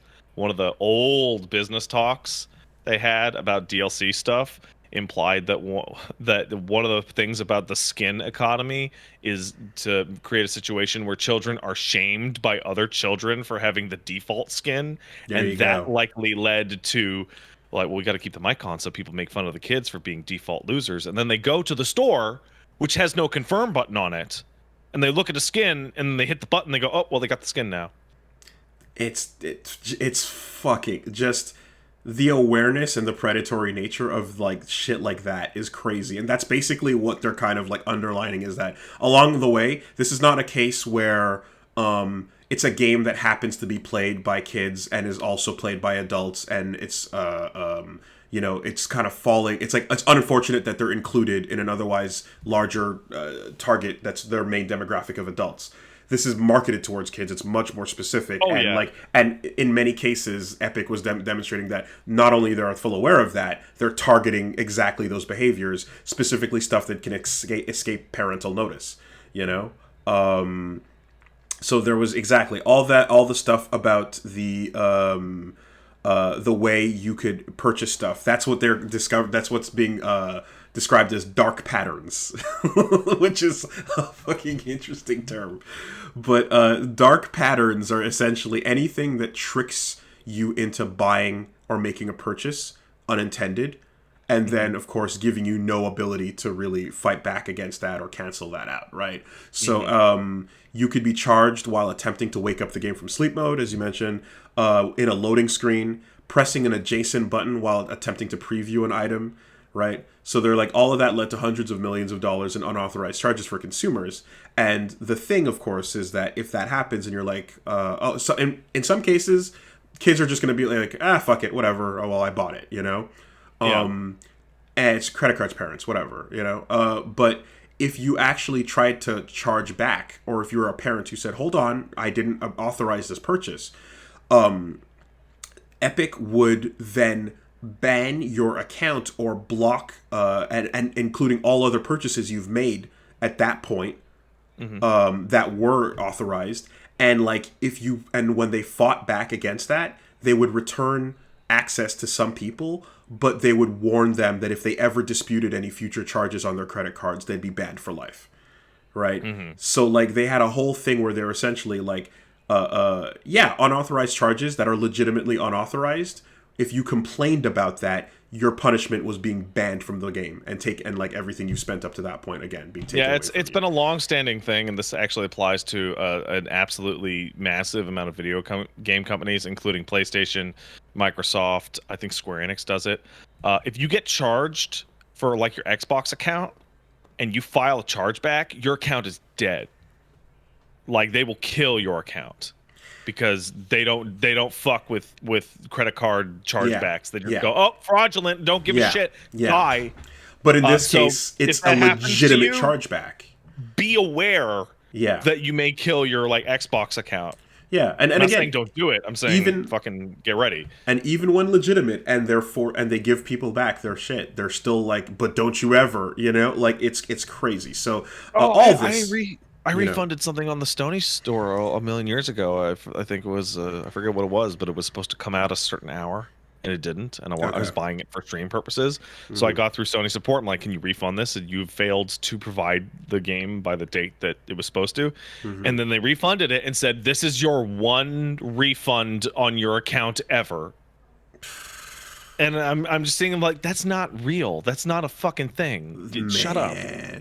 So yeah, the FTC went on to mention as well that Amazon, Apple, and Google have also had similar instances of this type of shit in the past. But then one of the other major ones is it's the obvious, but it's up until 2018, kids could buy V-Bucks with no parental consent or card action required. So obviously, hundreds of thousands of dollars in racked up charges and nothing you could do about it because it was through the V-Bucks system, so that gets thrown on the list as well. And all of that leads to these giant numbers they need to pay, and the giant numbers they need to refund to people, which I'm surprised it's not more. We'll take them about a month to recoup. That's if not a week, practically at this point. Because I found some people talking about it. It looks like about 20 days, maybe 25 days. Yeah, because the whole point of these practices, when you're aware of them and you deliberately are fine, we'll put that mute button in. We're just gonna hide it over here and make it annoying. That's the intent on display. It's showing you that no, we know how to game this for maximum money. We know that we're fucking with kids' privacy, and until we get caught, whatever. And now that we get caught, cool, give it 3 weeks, give it 4 weeks, fine, So I mean, even though it was a 4.0 issue, everyone is in agreement about this. But it's like, if it's just the fine and then no other actions, then that's not even good enough, right? You need to have that shit come in such a way where, hey, no one else can do this, and where you're not going to be fucking targeting kids. Like the Laws moment in your which game is, go ahead. laws in which the only penalty is a fine is merely telling poor people they can't do it. Right. Yeah, exactly. And it's times like this too where like you have this is the other end of the slider from Nintendo. Just talk to your friends in real life. Don't add anyone online. Oh yeah, the wild Like opposite. you know what I mean? Like you don't need a friend code. Actually, what is an You don't account? need online even. Yeah. We're gonna just make the online so bad a predator could never get to you. So just like there's somewhere in the middle we can land in a sane place, but you know, when you don't have the Nintendos out there being ridiculous about it, you go to the other end where like Epic is straight up putting the candy on the floor and you know, leading the kids back from the elementary school. Like it's wild about it. And the thing is too is like you have to imagine and if you're seeing this kind of nefarious behavior, then there's no reason to give any benefit of the doubt towards what they're going to do with that type of data. And collecting kids' data in general, data has become a massive, expensive, super valuable commodity in our modern day. In fact, you know that any app where, you know, you don't pay for it, it's something where it's because you are the product, right? All that shit. Social dilemma, etc. Collecting kids' data is protected and illegal for a reason. But if you do it anyway and you have it, now you have an illegal but super valuable thing that is going to, you know, it's like collecting fucking serial buying, purchasing habits of a household. Like you can still hold on to that shit and use that and probably find people that'll buy it and or would do whatever you will with this illegal collected child data. You Mm-hmm. know. I don't know if they're being ordered to destroy or whatever the case is, but like them deliberately holding on to that shit and them deliberately collecting it up until now does not mean that like that no longer has value to them. So yeah, it's like good that something's happening in this regard, and when you sort of lay it all out on paper, it's pretty fucking crazy how nuts Fortnite went. And you know, anything that gets to this size, it's not surprising to you know pull back the fucking curtain a bit and see some bullshit going on. But at this scale, it's less about the fine and it's more about how do you make them not do this shit. You know. Um, well, this is the FTC, right? The European Commission and Australia haven't gotten a hold of them yet. Certainly. So it's quite possible that eventually they will have to pay so many fines they might actually want to change something. Yeah. Um, I mean, we're gonna, you know, we're not heading into, we're firmly deep entrenched in the fucking loot box micro DLC era, right? Hmm. It's normalized to the point of like, okay, fine, don't hurt me too much is the way we feel about these things. Yes, Hmm. you're getting a battle pass. How bad is it gonna be, right? What is the question? So, like, every time there's shit that pushes back and puts a wall up in place, thank God there's at least a wall somewhere, you know, to just be like, yeah, that's too far. You can't fucking do anything you want and get away with it. Like, so yeah. Anyway, good on that. And shout outs to dark patterns, a term which I've immediately adopted into the lexicon. Hmm. Whenever if I see some sussy behavior, I'm gonna accuse you of dark patterns in the future. That's a good word. So all that is going down. Um, Other things happening. Ooh. So there's we talked about how Henry Cavill has exited The Witcher, Yeah. but there's actually a domino effect of stories There sure that is. that are involved in this, and I probably going to get some of these details wrong, but I tried to piece together as best I could I've been exactly following what's it going myself. on.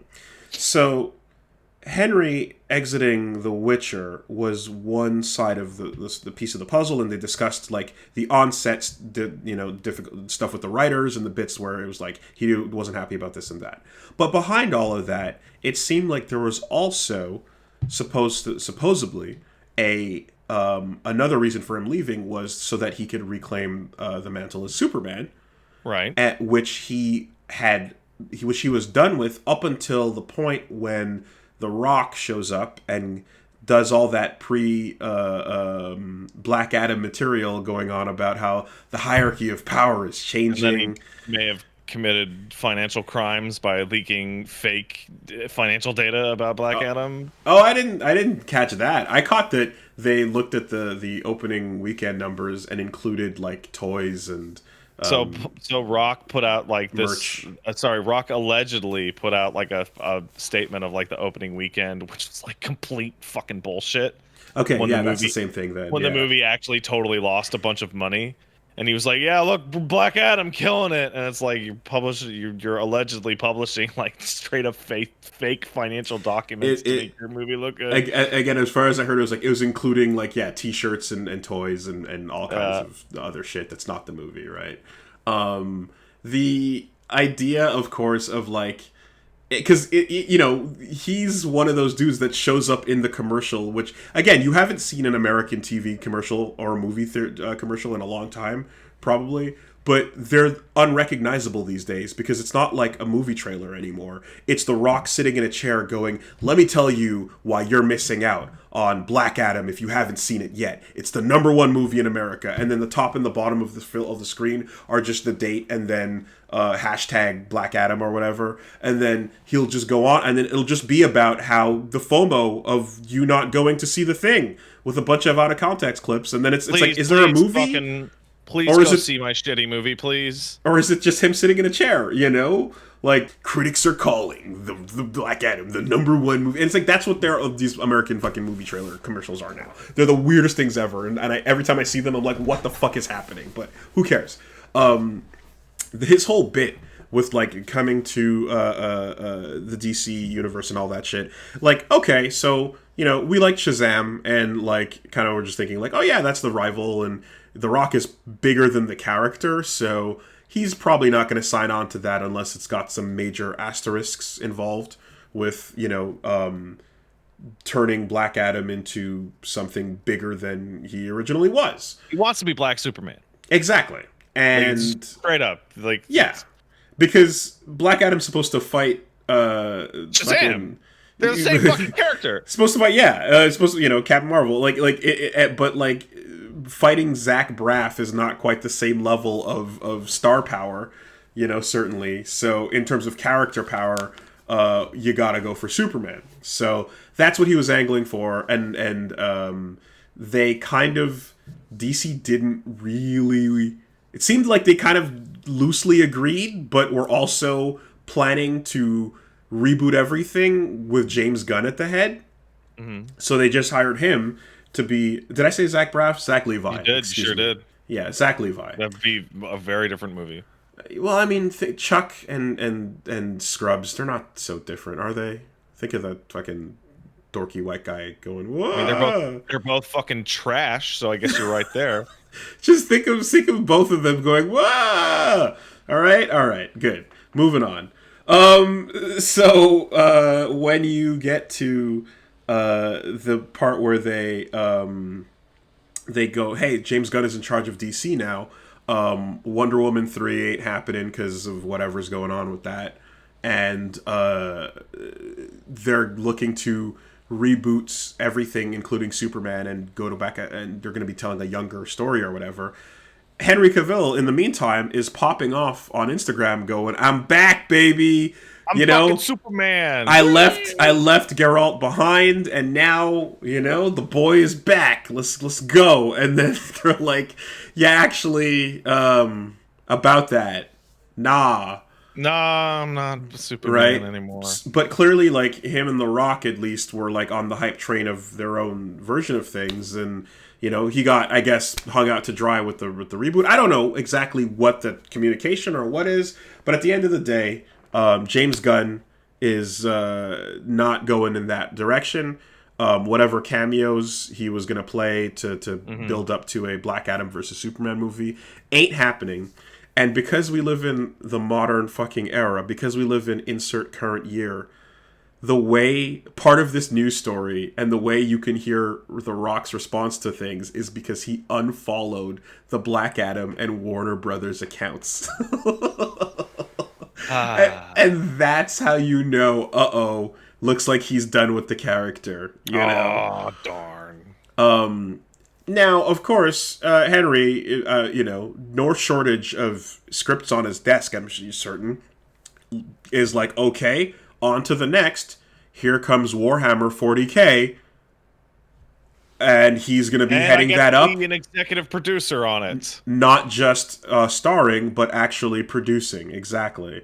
And that's going to be over at Amazon.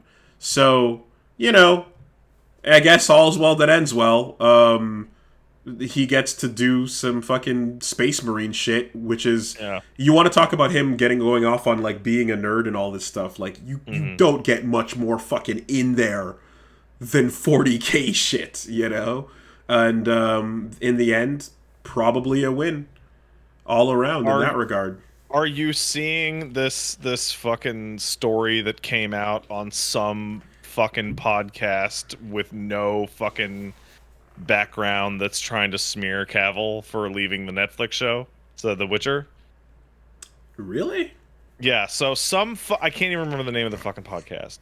But some fucking podcast with no verification whatever came out and basically said that he left The Witcher because he was actually a misogynist and an asshole on set, and he was a toxic gamer. And like, was this Castle Super Beast? the source and the descriptions are like so fucking smeary and weird. So one of them is he refused to stop using gamer language with the cast. He was asked repeatedly to stop talking to people like they were his bros on the internet, and he would not.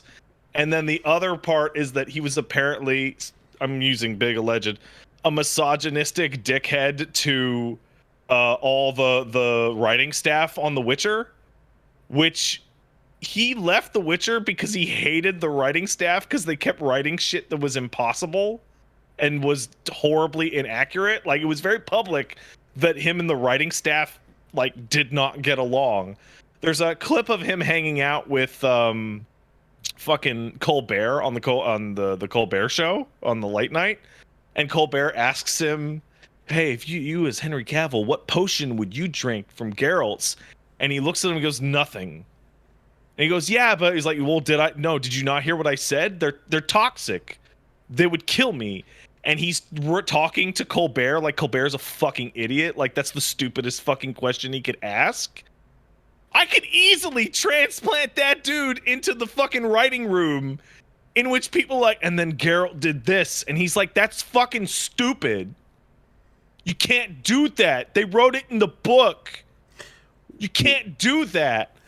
Just to clarify, when he was when the accusations of him saying gamer words came out, are we talking like he kept saying poggers? Like shit, like okay, like not racisms or anything. Okay, all right. Just like he kept talking like a dude bro gamer. Okay, gotcha.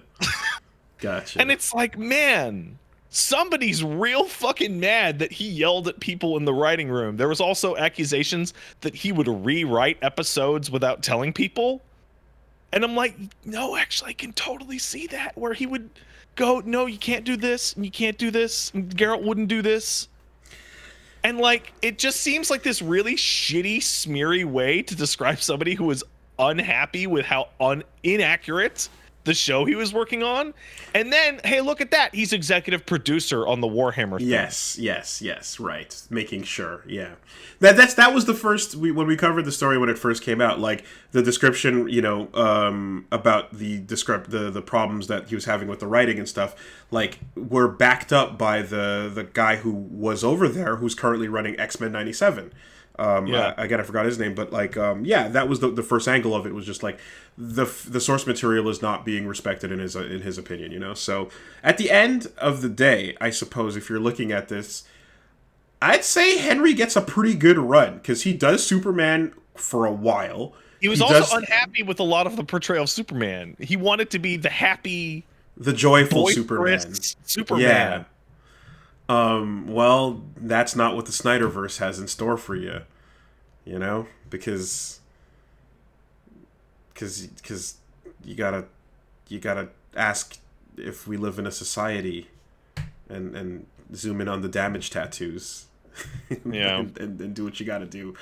No, you get a pretty good run when you go. All right, you got Superman for a bit. You did The Witcher for a bit, and now you get to bring Warhammer to life, and like that's a whole other crazy. Be a Space Marine. Yeah, or maybe I don't know what other like major like Emperor of Man. I don't know. Put a bunch of makeup on. No, he can't be the Emperor of Man. I'm telling you right now.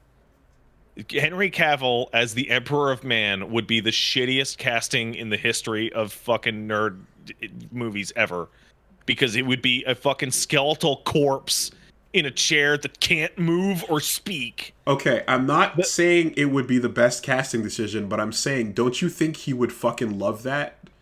No, he would want to be a Primarch. You think so? Okay. All right. And he would not want to be the Ultramarine Primarch, because the Ultramarines are the popular faction. He would want to be one of the weirdo side factions.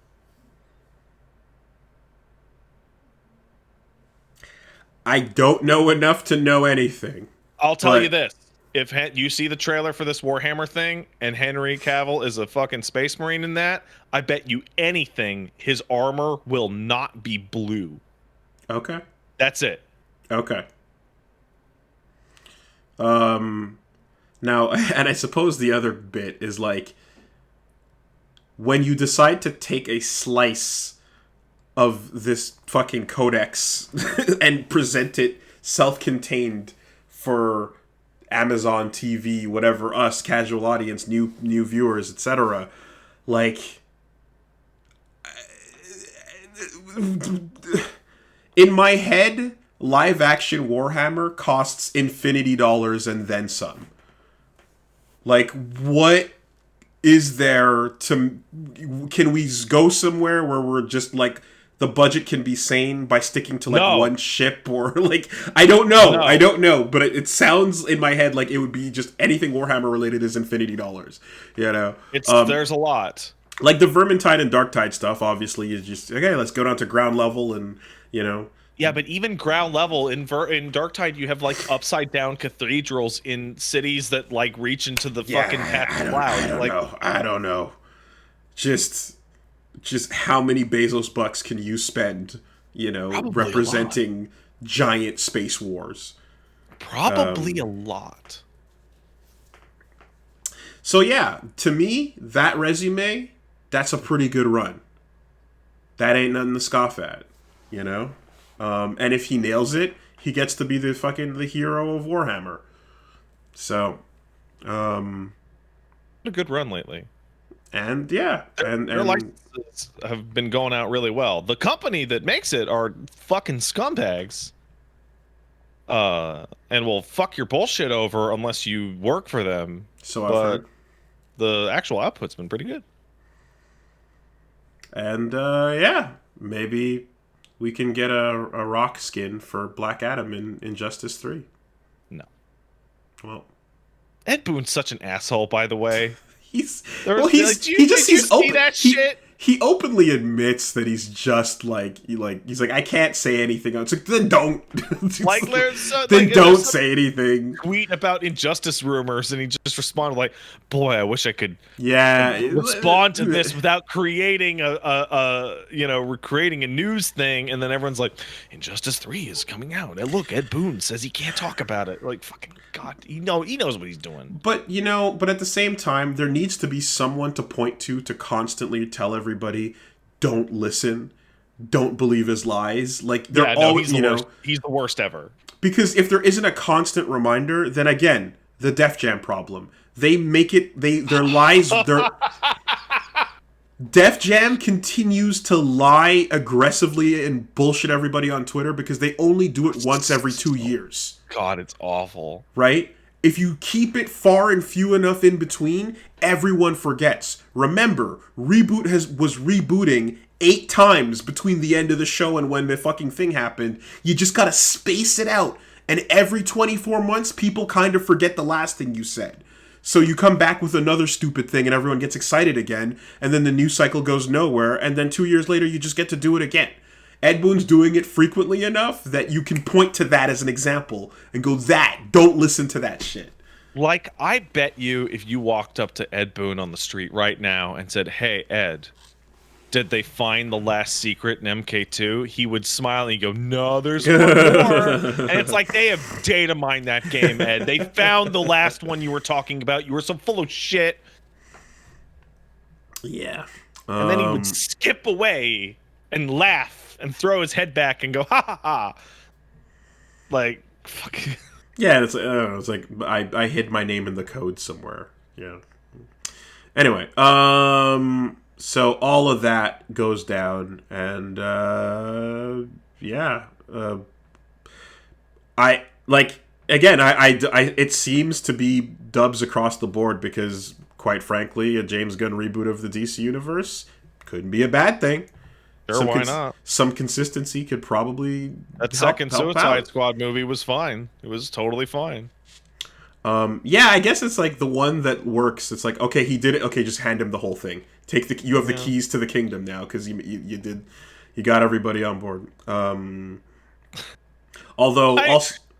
man, I'm just hoping like in the Young Superman by James Gunn, his dad walks up to him and goes, "Maybe you should hide your powers and let those kids die." And then they stare at each other and it's somber, and then they just start to laugh. And then they laugh for 10 minutes. And then go, "Oh, that was stupid." The other bit is if they keep doing the Joker style bit thing where you're like, "Hey, are these connected?" No, shut up. Who cares? They're movies. Let them be what they are. Hey, guess what? A movie is like a movie. It's not like a real thing. Like the CU part of the CU thing. If you're not gonna, I mean, look, Marvel has exhausted it, right? Like they had a really good run. The new shit is like people are still the formula has overstayed its welcome. So getting people to sign up for like 15 to 20 movies is financially irresistible.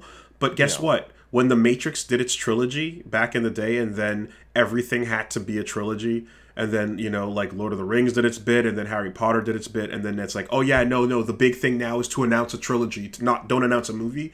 Like, yeah. That happened in games too, and it didn't work out very well for almost any of them. On to the fucking next, man. People are tired, So, focus on individual things being good. And then if you want to weave a narrative at some point, you can maybe start thinking about it when you have a body of work that proves you can fucking actually do the individual steps properly. You know what I want to go back to? I want to go back to the era of every single movie and video game having a cliffhanger that you looked at and you were like, that's not going to fucking go anywhere. that's not going to do shit. They're not doing nothing with that. Damn, dude. When Shao Kahn popped out and said, "You weak, pathetic fools," and Chris Lambert turns around and the music starts playing. What a pop, man. That shit. Damn, that was a time to be alive. Anyway. So yeah. In other words, or rather, in other news, Death Stranding is getting a movie. So sure. Oh, um, the Yeah, no, I no, don't do that. is it gonna star Norman Reedus? Is it not It gonna star Norman Reedus? Is it? they should not do that. They should aggressively not do that. But I think they're that doing it. the strength of that game is the weirdo story parts that don't make sense are split between hours and hours of enjoyable trucking, and that if you put all of them in a row, that shit it's like a fucking train wreck. Yeah. Okay. Um, we're now in an era where, thankfully, I'm almost thankful that there are so between God of War adaptation, Disco Elysium. I mean, the Metal Gear movie from years ago. Oh, they're still talking Fucking about that like it's gonna like happen. okay, so like Last of Us, okay, it exists now, right? Fine. There's so many non-existing things that are announced for adaptation that you can. I'm glad that you can hear something like this and go, yeah, that's probably not real, right? I want most of these adaptation announcements to be fucking 80% Fugazi. Just like Yeah. it ain't going anywhere. You're never gonna hear about this again. That And if Metal it, Gear 1 makes me laugh so hard every time, dude. I was hearing about that back in God, 97. the live action Devil May Cry. I mean, well, Halo did eventually happen. Prince of Persia eventually happened. You know, there's that Yeah, number of them that Halo skate by. Halo took 15 years to make, and then they came out and nobody liked it. Yeah. And yeah, and everything that happened in the wake of Castlevania Netflix being good. Like the moment Castlevania Netflix was good, like a billion other things were like, yeah, animate ours, us, do it. Zelda, whenever that's happening or what, like I want all of that to just be like, yeah, don't even think about it. It's not real, you know. Five Nights at Castlevania Freddy's, was good for like 4 seasons, which is Dra- the absolute weirdest part. Dragon's Dogma. Oh, So man. yeah. I don't know why, but you do know why because Kojima can't resist. He can't resist the movies, man. And like as as horrendous as you can imagine a fucking Kojima movie would be, Dude, like God, it, it would like as batch it would be like Lynchian in its attempts, but just taking Death Stranding straight up is like why? I guess it's because no. it's you know what it is, like I think the part of it is that like underlining how much sense it would make or not make is irrelevant compared Yeah. to Koji Pro has established a successful brand. Therefore, that brand should now capitalize, right? It's the ways the bullshit takeover Estonia Zaum shit is going down, where it's like Zaum has established a brand. That brand is now recognized. It is immediately time to capitalize in every possible way on the recognition of the name. And I think it's as simple as that. It's like, you know, they could build up a thing, but you know, you could also just put Death Stranding everywhere, and if it's bad, then it's bad, and you forget about it, and we move on to the next game, I guess. But So why? I totally disagree with Kojima's movie would be Lynchian, because I'm a huge fan of Twin Peaks in particular, but I follow, like, first of all, follow David Lynch on fucking Twitter, because he has the most unhinged Friday update. It's fucking nuts. He'll fucking post a video of himself every fucking Friday. It's like, it's the weekend once again, and he's been shaking his camera just a little bit more every week for like 2 years. I It's think, like yeah. impossible to watch now. No, I've seen one or Um, two. Yeah. but Lynch is like one of the shittiest interview guests ever. Because like people just want to ask him what his movies or his shit's about. Like he'll say Eraserhead's my most spiritual movie, and someone will go, "Can you explain that?" And he goes, "No." No, refuses to But elaborate. Yeah. there is actually a follow-up to that from a different interview in which he talks about like Twin Peaks, and people are obsessed with finding out what things mean. Right? They'll watch a season of Twin Peaks or they'll watch one of his movies, and he goes, "Well, what does it mean? What did the scene mean?"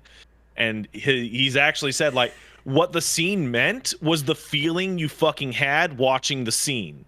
That's what it meant. Good. That's Yeah. what the scene was. Yeah. Were Yeah, you yeah. titillated or confused or in it? That's what it meant. That's what it fucking meant. Kojima is gonna stop and break it all down. Yeah, exactly. Kojima has a scene like that and goes, "Well, you see, the sand is a metaphor for the stick, which is the umbilical cord to the dirt of the Mother Earth." And he like everything has to actually mean something, and it has to be a deep double, triple, quadruple pun meaning, and he overdoes it. It's ridiculous, and I love it. But as a game, it's hilarious. As a fucking movie, it would be unwatchable. The human body is fascinating, isn't it, Sam? Every part of your body is made up by thousands of strands of DNA, so many, that even if you were able to perceive them with with your eye, you would not be able to count them all. Mere grains of sand. And yet, despite how small these strands are, and they've shaped our world by allowing us to... God damn it, hold on. It's so good. Wait. By allowing us to truly understand human life as it began on beaches millions of years ago. Our DNA is tied to the sand. DNA's is sand. But when a whale is stranded on a beach, it dies. The reverse is true for us. Take away the beach, and we grow apart and die slowly. Stranded on the plains and the mountains of our nations. What do you think? What do you say to that, Sam B? Sam B? Replace the M with an N and the B in bridges with a D and you get Sandy. What do you say to that, Sandy? It's like, I genuinely think that if you put out a movie, hold on, full credit to Cap Cant on that because it's that's good, brilliant. I think if you put out Death Stranding as a film as it is and just chopped it and edited it, you would have people like standing up and walking out of the theater at Amalai. I think that might be the worst Kojima-ism ever by an enormous margin. It's fucking out of control. But it would be all of that, but it would also be unwatchable if you were not paying all of the attention. Like, you can't background a Kojima movie. Man. I was riveted during Death Stranding, and I would struggle to give you like a sequence of events or how anything in that setting works. God. You know that he's never going to stop trying for Hollywood because he loves it too much. He loves it more than games. I think it's safe to say he loves it more than games because from the jump, he's always been trying to turn games into that, right? Much like Daisuke at Guilty Gear wanted to make a weird, shitty MOBA, but instead made a fighting game. Accidentally, and then made his weird, shitty MOBA. Yeah. And everyone went, no, stop, go back to fighting games. Much like that, if Hideo Kojima ever goes and makes a movie, everyone will yell at him, no, don't, stop. Go back to making video games, please. I mean, the whole time we've been looking at it and going, well, the end result of what he makes is video games, therefore that must be the highest priority, right? But no. Forgetting that he put fucking Kurt Russell's face on the goddamn cover. Every portrait is just straight up a screenshot from back in the day in Metal Gear 2 Solid Snake of just a real actor. And putting the credits the way they do, the cinematic, the bars, like every moment, every opportunity to drop a casting note to make it like your video game is a movie, you know, is just been taken at all corners. So it's like he's always wanted the Hollywood life. And games are just the medium that he's gotten his hands on. Like Death Stranding, I don't know how you could, like... The dude's so long-winded. What would the fucking, how would you, like, even if you cut all the scenes of Death Stranding and it was just people talking to each other about bullshit in a room, that's like 5 hours. And Yeah. like even cutting all the parts out So where stuff happens. so like I thought about this. I actually gave it a second, and I said, I'm like, what would the least train wreck outcome be for something like this, given how insanely massive and in depth that story is? Mm. And I think it would be to accept that you're not going to introduce the world, get us familiar, and solve the problem with the interpersonal relationships all in 2.5 hours. No, no, it's not gonna happen. Find one delivery for one person for one special thing in one location that involves him having to face the dangers of the world and make no attempt to resolve it whatsoever. I know exactly what you can do then. The story of the Death Stranding film is the story of one delivery man attempting to deliver a pizza, and the trials and tribulations in getting across the United States in order to deliver that pizza, and the dangers he would have to Sure, avoid. sure. At one point, muling the pizza and putting someone's corpse beneath it, Yeah. even. Right? Hey, you're going that way? Cool. Can you stop off by the crematorium? And You then he know? has to, he'll stop by various places to rest, and then he'll talk to a series of zany characters Uh, that ex- will make minimal vague mention of this Death Stranding. minimal dialogue in general, though. Lotta just taking it all in, right? Did you watch Yoshi Stranding? I did not. Okay, there's a great animation that popped up on the trash, the fucking garbage streaming. That was Yoshi walking around with Baby Mario as BB on his chest in a world where Mario and Death Stranding are together, and it is fantastic. A bunch of it is it's by NCH Productions. A bunch of it is Yoshi walking through like Mario settings with Death Stranding shit happening in them, obviously, but like you can make a thing where you kind of have a quiet character just dealing with their shit and not trying to work in the bit with America's Samantha Strand or the mom or the president or Heartman or the cause of the chiral rain and the Actually, this movie's already been made. It's called The Road. oh god, yeah, sure. Have you seen The I Road? sure have. And how it starts in the Uh-huh. wasteland, and then they Oh flash yeah. back to the event. Oh yeah. The Yeah, road and is yeah, literally just do that, but instead of the cannibals, it's BTs. you certainly could. You certainly could. But that's what it is, right? In order to give this the biggest benefit of the doubt I can, it has to not try to summarize the world and fix the problem. It needs to just show a delivery happening in the middle of this world, you know? Maybe he has to escort somebody or some shit, but like you just keep it at that level and it's like, yeah, go into the game if you want to find out more. Or like, fuck it. That's Oh, hey, it. by the way, now that I've mentioned the movie The Road, it's a good movie. If you decide to look up The Road after this podcast, um, if you are easily Warning. emotionally damaged Warning. by film, Warning. Warning. Warning. Warning. it is a sad, depressing, awful movie that will Yeah. make you feel bad in Yeah. your chest. No. Fair fucking warning if you're gonna watch The Road and you haven't watched The Road yet. Meh. Prep yourself. You're going into some shit. Anyway. I remember watching it because like, oh, Last of Us is based on The Road, and then I finished The Road. I'm like, man, Last of Us is fucking pussies compared to this shit. Like, oh, Yeah, I mean it's no Dear Zachary, but it's like fucking, you know what I mean? Like it's a movie. It's not a documentary, but it's still like it hits. It hits. So beyond that, just a couple other things. Oh yeah, quick announcement. Hey, Them's Fighting Herds is free today on the Epic Game Store. Go get it. cool. That's the free today as of Monday. What, the 20th? Yeah. 19. Yeah, they're doing giveaway for free games. Go get the good game, good horse game, good fighting game, good.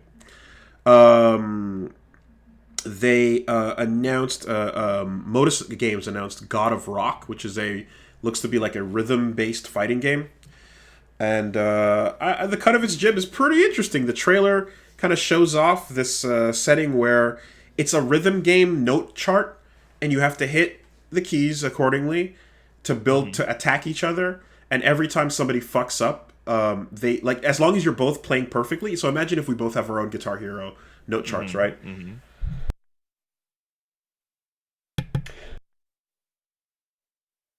What the fuck? Excuse me, I'm coughing. Oh, that was weird. Because I could tell you were coughing, but it was silent. All I could hear was the click of the mouse. Sorry, not the mouse, the mute thing.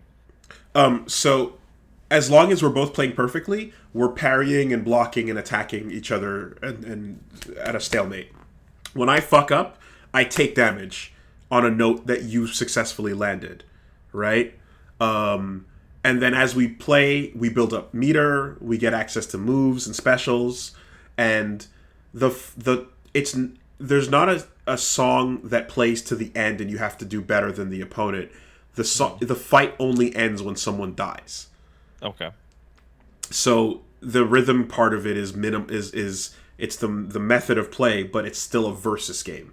You know, it's a zero sum. In other words, yeah, God of Rock seems pretty interesting. And I guess like use of meter for star power and shit like that could be fun. There's been a couple rhythm fighting game ideas and that have tried some stuff out. I remember Beat Boxers was one The of the match cool is ones. actually lasting. I don't know. You said it doesn't stop until somebody dies. I mean, I don't know. It's just one trailer kind of introducing the concept, so there's no real way to tell, but we'll have to see. But conceptually, seems pretty interesting. Visually, it's got a cool style, and you know, Modus Games, they also made Mecha Override, the mecha fighting game, which was pretty solid. It was fun. So yeah, hoping for good things of this, and I always like when fighting games and rhythm can sync up and you can do musical things. Like that's always dope. So check that out. There was an interview talking with Valve about the Steam Deck, and they said don't expect a second gen hardware upgrade anytime soon. If anything, they'll just slowly tweak it to maybe improve the screen or the battery life, but they're gonna stick with this one SKU for a while. Yeah, you want to keep that for a couple of years. Yeah. No, that's. I mean, it makes sense because also, like, if you ever feel like, God damn it, why did I buy this now? The new one was just around the horizon. Yeah, that like, sucks. I hate that it. sucks, right? And furthermore, as a platform that is playing whatever works on Steam, the goal is not to have a generation like a console generation. It's to have a portable PC. So it makes no sense to like cut yourself off there if you're aiming for a completely different type of all-encompassing library. So yeah, just hard confirmation on that. Pretty good ultimately. If they do, yeah. If they do like just kind of fix things over time, and it's like, oh yeah, the battery got a little bit better. That's cool and such. The thing is, in the same interview though, they said that they're trying to make a Steam Controller 2 happen. Yeah, okay. Can all be winners. The Steam Deck controls are excellent. Ah. If they made a Steam Deck, if they made a Steam Controller 2 that was basically as good as the Steam Deck's controls, that would be excellent. That would be a great controller. That being said, the current controllers we have are pretty good. Yeah.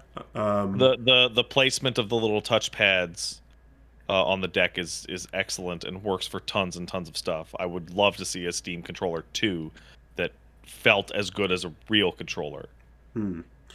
I've gotten quite used to and I'm comfortable with the Xbox, but the new Xbone XX rather version with the D-pad, I hate that shit. But the DualSense, obviously, great controller. I just want it to not fucking break. if we can just get a durable version of that. Well, if you want to pay $300 for the fucking fancy version coming out in the end of January, which does not say that it addresses resilience. It's addressing a couple other things, but I don't know that it's gonna survive any harder. I'll let you know. Yeah, I'm afraid I'll let you know. I'm afraid to take the plunge and have it fucking, also break like the others did. Yeah. Anyways, that's about that. And then beyond that, I mean, minor, not much to this, but Carmack, Mr. VR, is leaving Meta, and said that this is ending his decade in VR, and it just kind of got me wondering, like, so clearly VR is not where he was pointing at the stands, hoping it would get to, but Nope.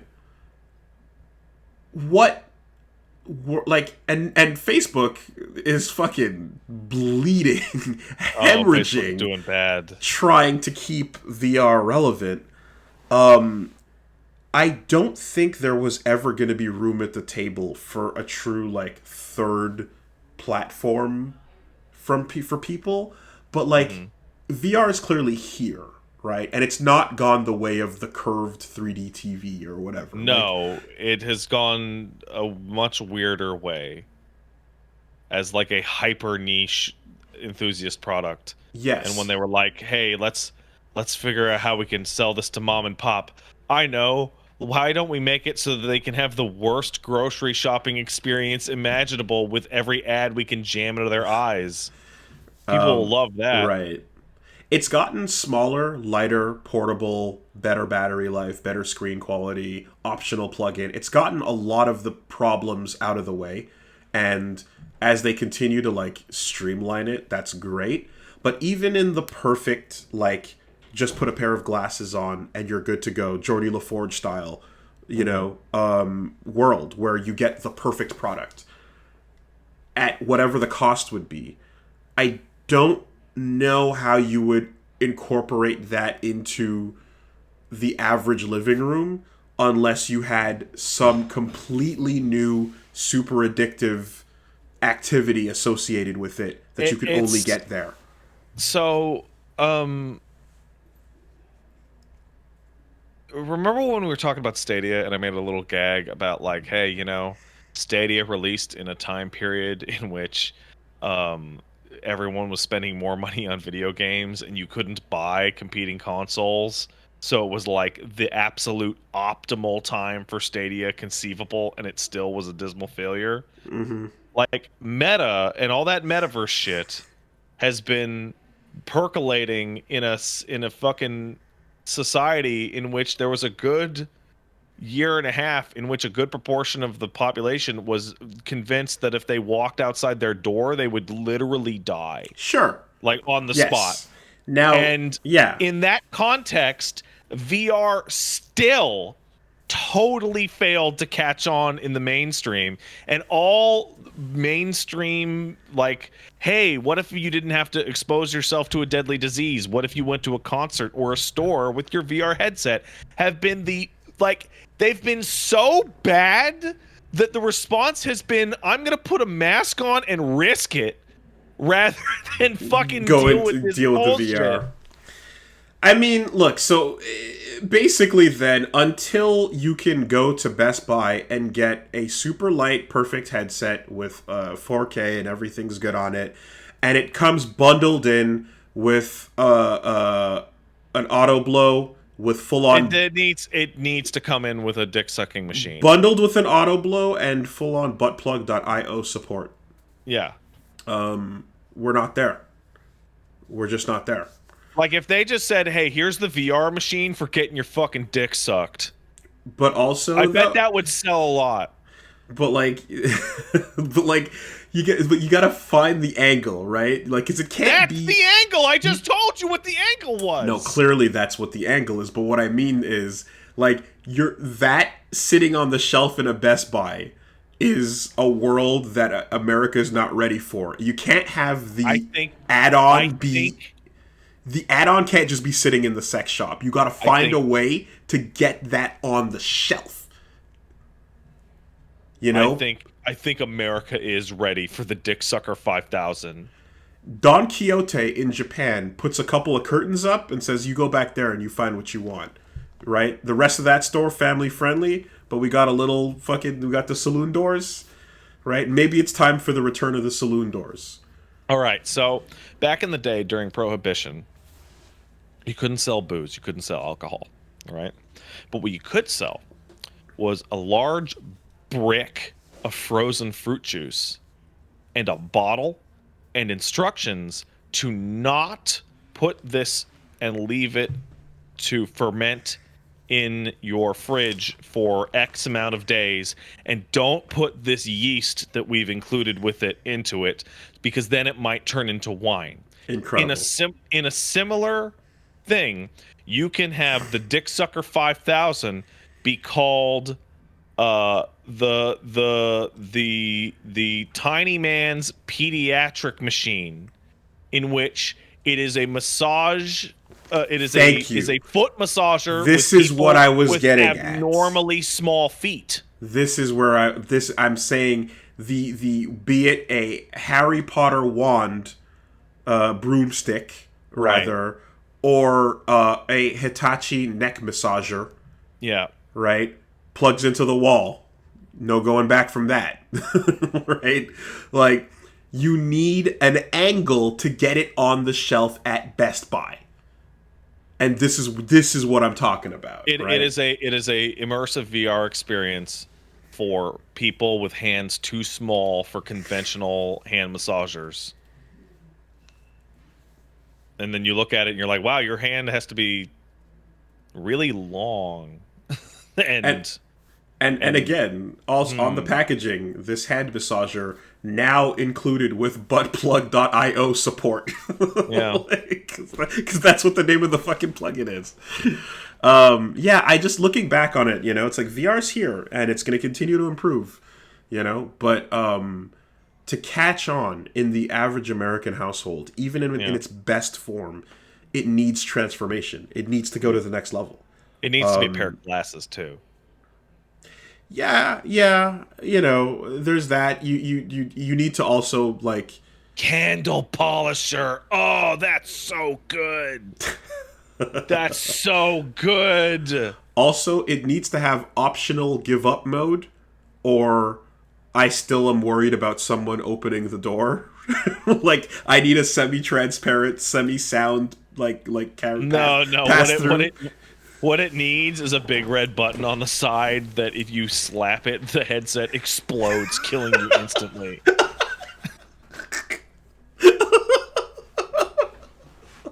That'll do. Just a kill switch will do just as well.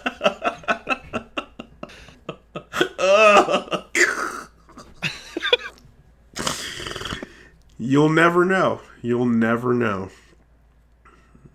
Yeah. Wonderful. Let's take some letters. Hey, if you just want to send in a letter, you can send it to castlesuperbeastmail@gmail.com. That's castlesuperbeastmail@gmail.com. The sicko mode button. Yeah. Oh man, you see, Carmack, you're getting out while the getting's good. Really, that's the problem. Carmack wanted to do crazy technical future shit, and then he saw his fucking dream device turn into the most embarrassing ad machine invented by a human ever. I'd leave too. Dude wants to go build rocket ships and shit. I mean, shout outs to the porn websites. They've adapted to this new changing landscape. To anything.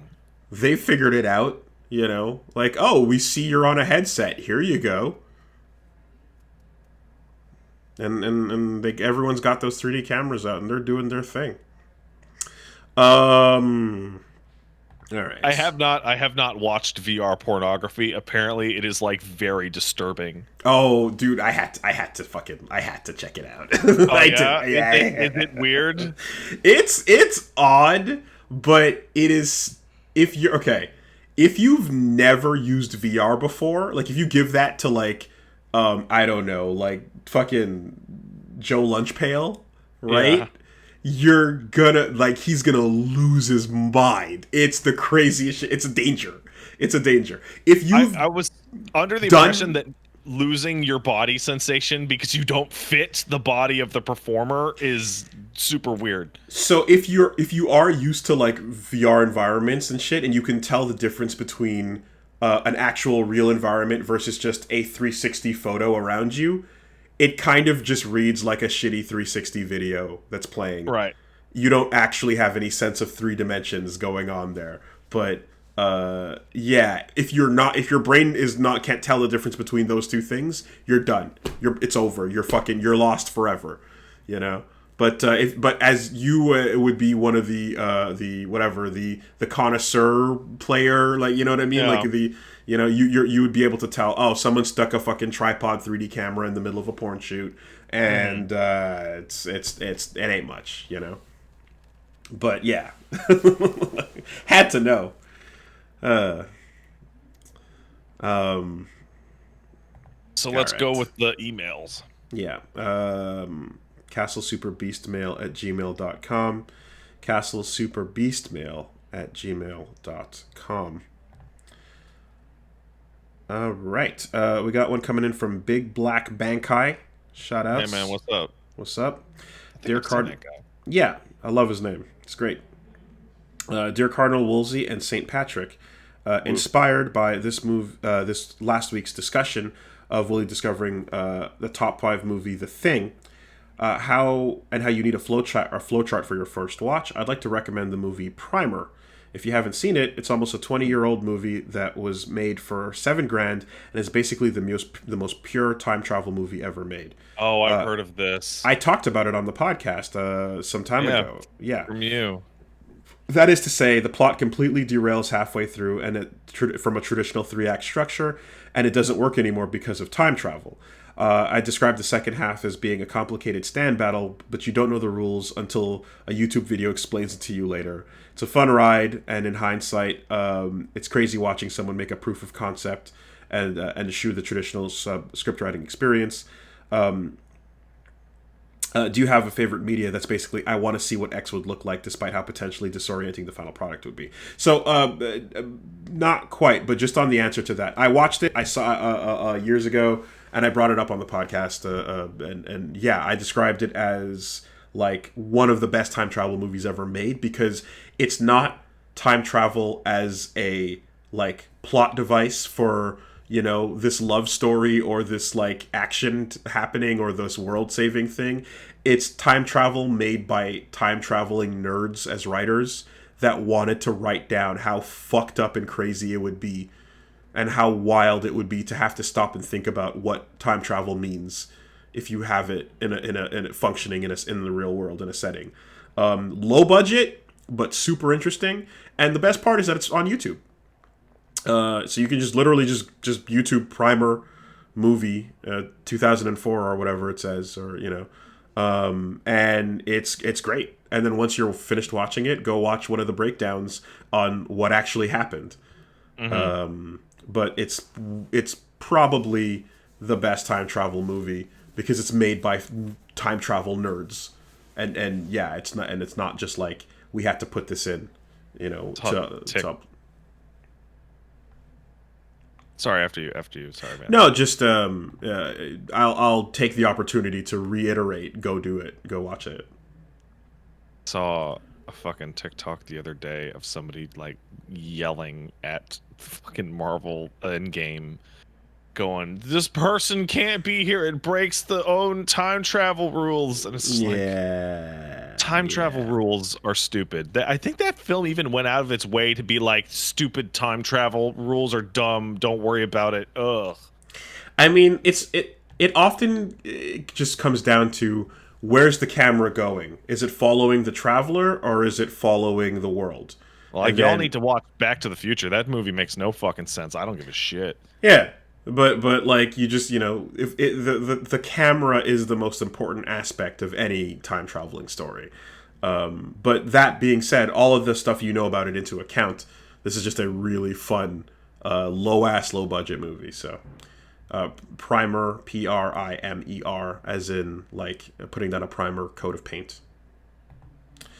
Okay. There was one that was talking about I'm looking at a diagram of time travel on this thing, and it is. Oh, what? No, no, no, no, don't. Oh, okay, well. I'm not going to watch the movie, dude. Okay, I all didn't right. watch the movie the last time you All right, all recommended right, it to all me. right. Fine, fine, fine. If you're hearing this and you are interested, watch it first and then go break down what you're looking at. Because it's the thing is like I said, like it's better time travel storytelling than anyone has ever made that I've seen. So, yeah. Here's one coming in from Matt says, "Dear Willie and Pat, I have no funny names to offer. Got it. Self-caused disappointment. Been listening and enjoying the podcast for a long time, never written in, so it's time to change that. A while ago, I was listening to a video on YouTube while working. Someone mentioned that they had started playing Gradius Eternity.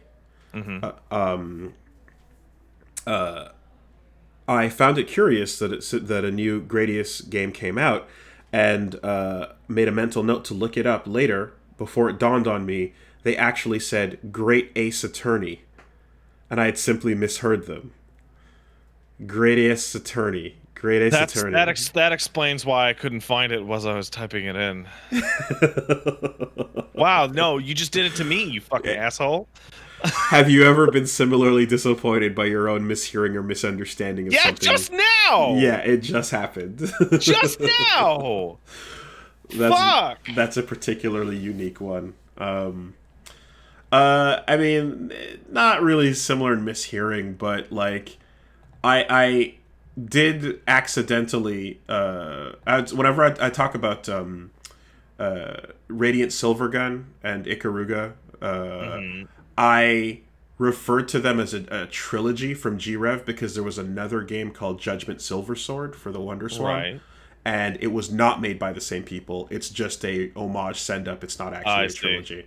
So I have misled the two people that actually heard me talk about that shmup one time for the sucks, Wonder dude. Swan. Criminal, I know. How could I ever forgive myself? Yeah, now there should be a game called Gradius Eternity. There should. All right, that'll do. I'm gonna get back to Ontario before Ontario gets back to me. Works for me. Everybody have a happy holidays. Goodbye. Bye-bye.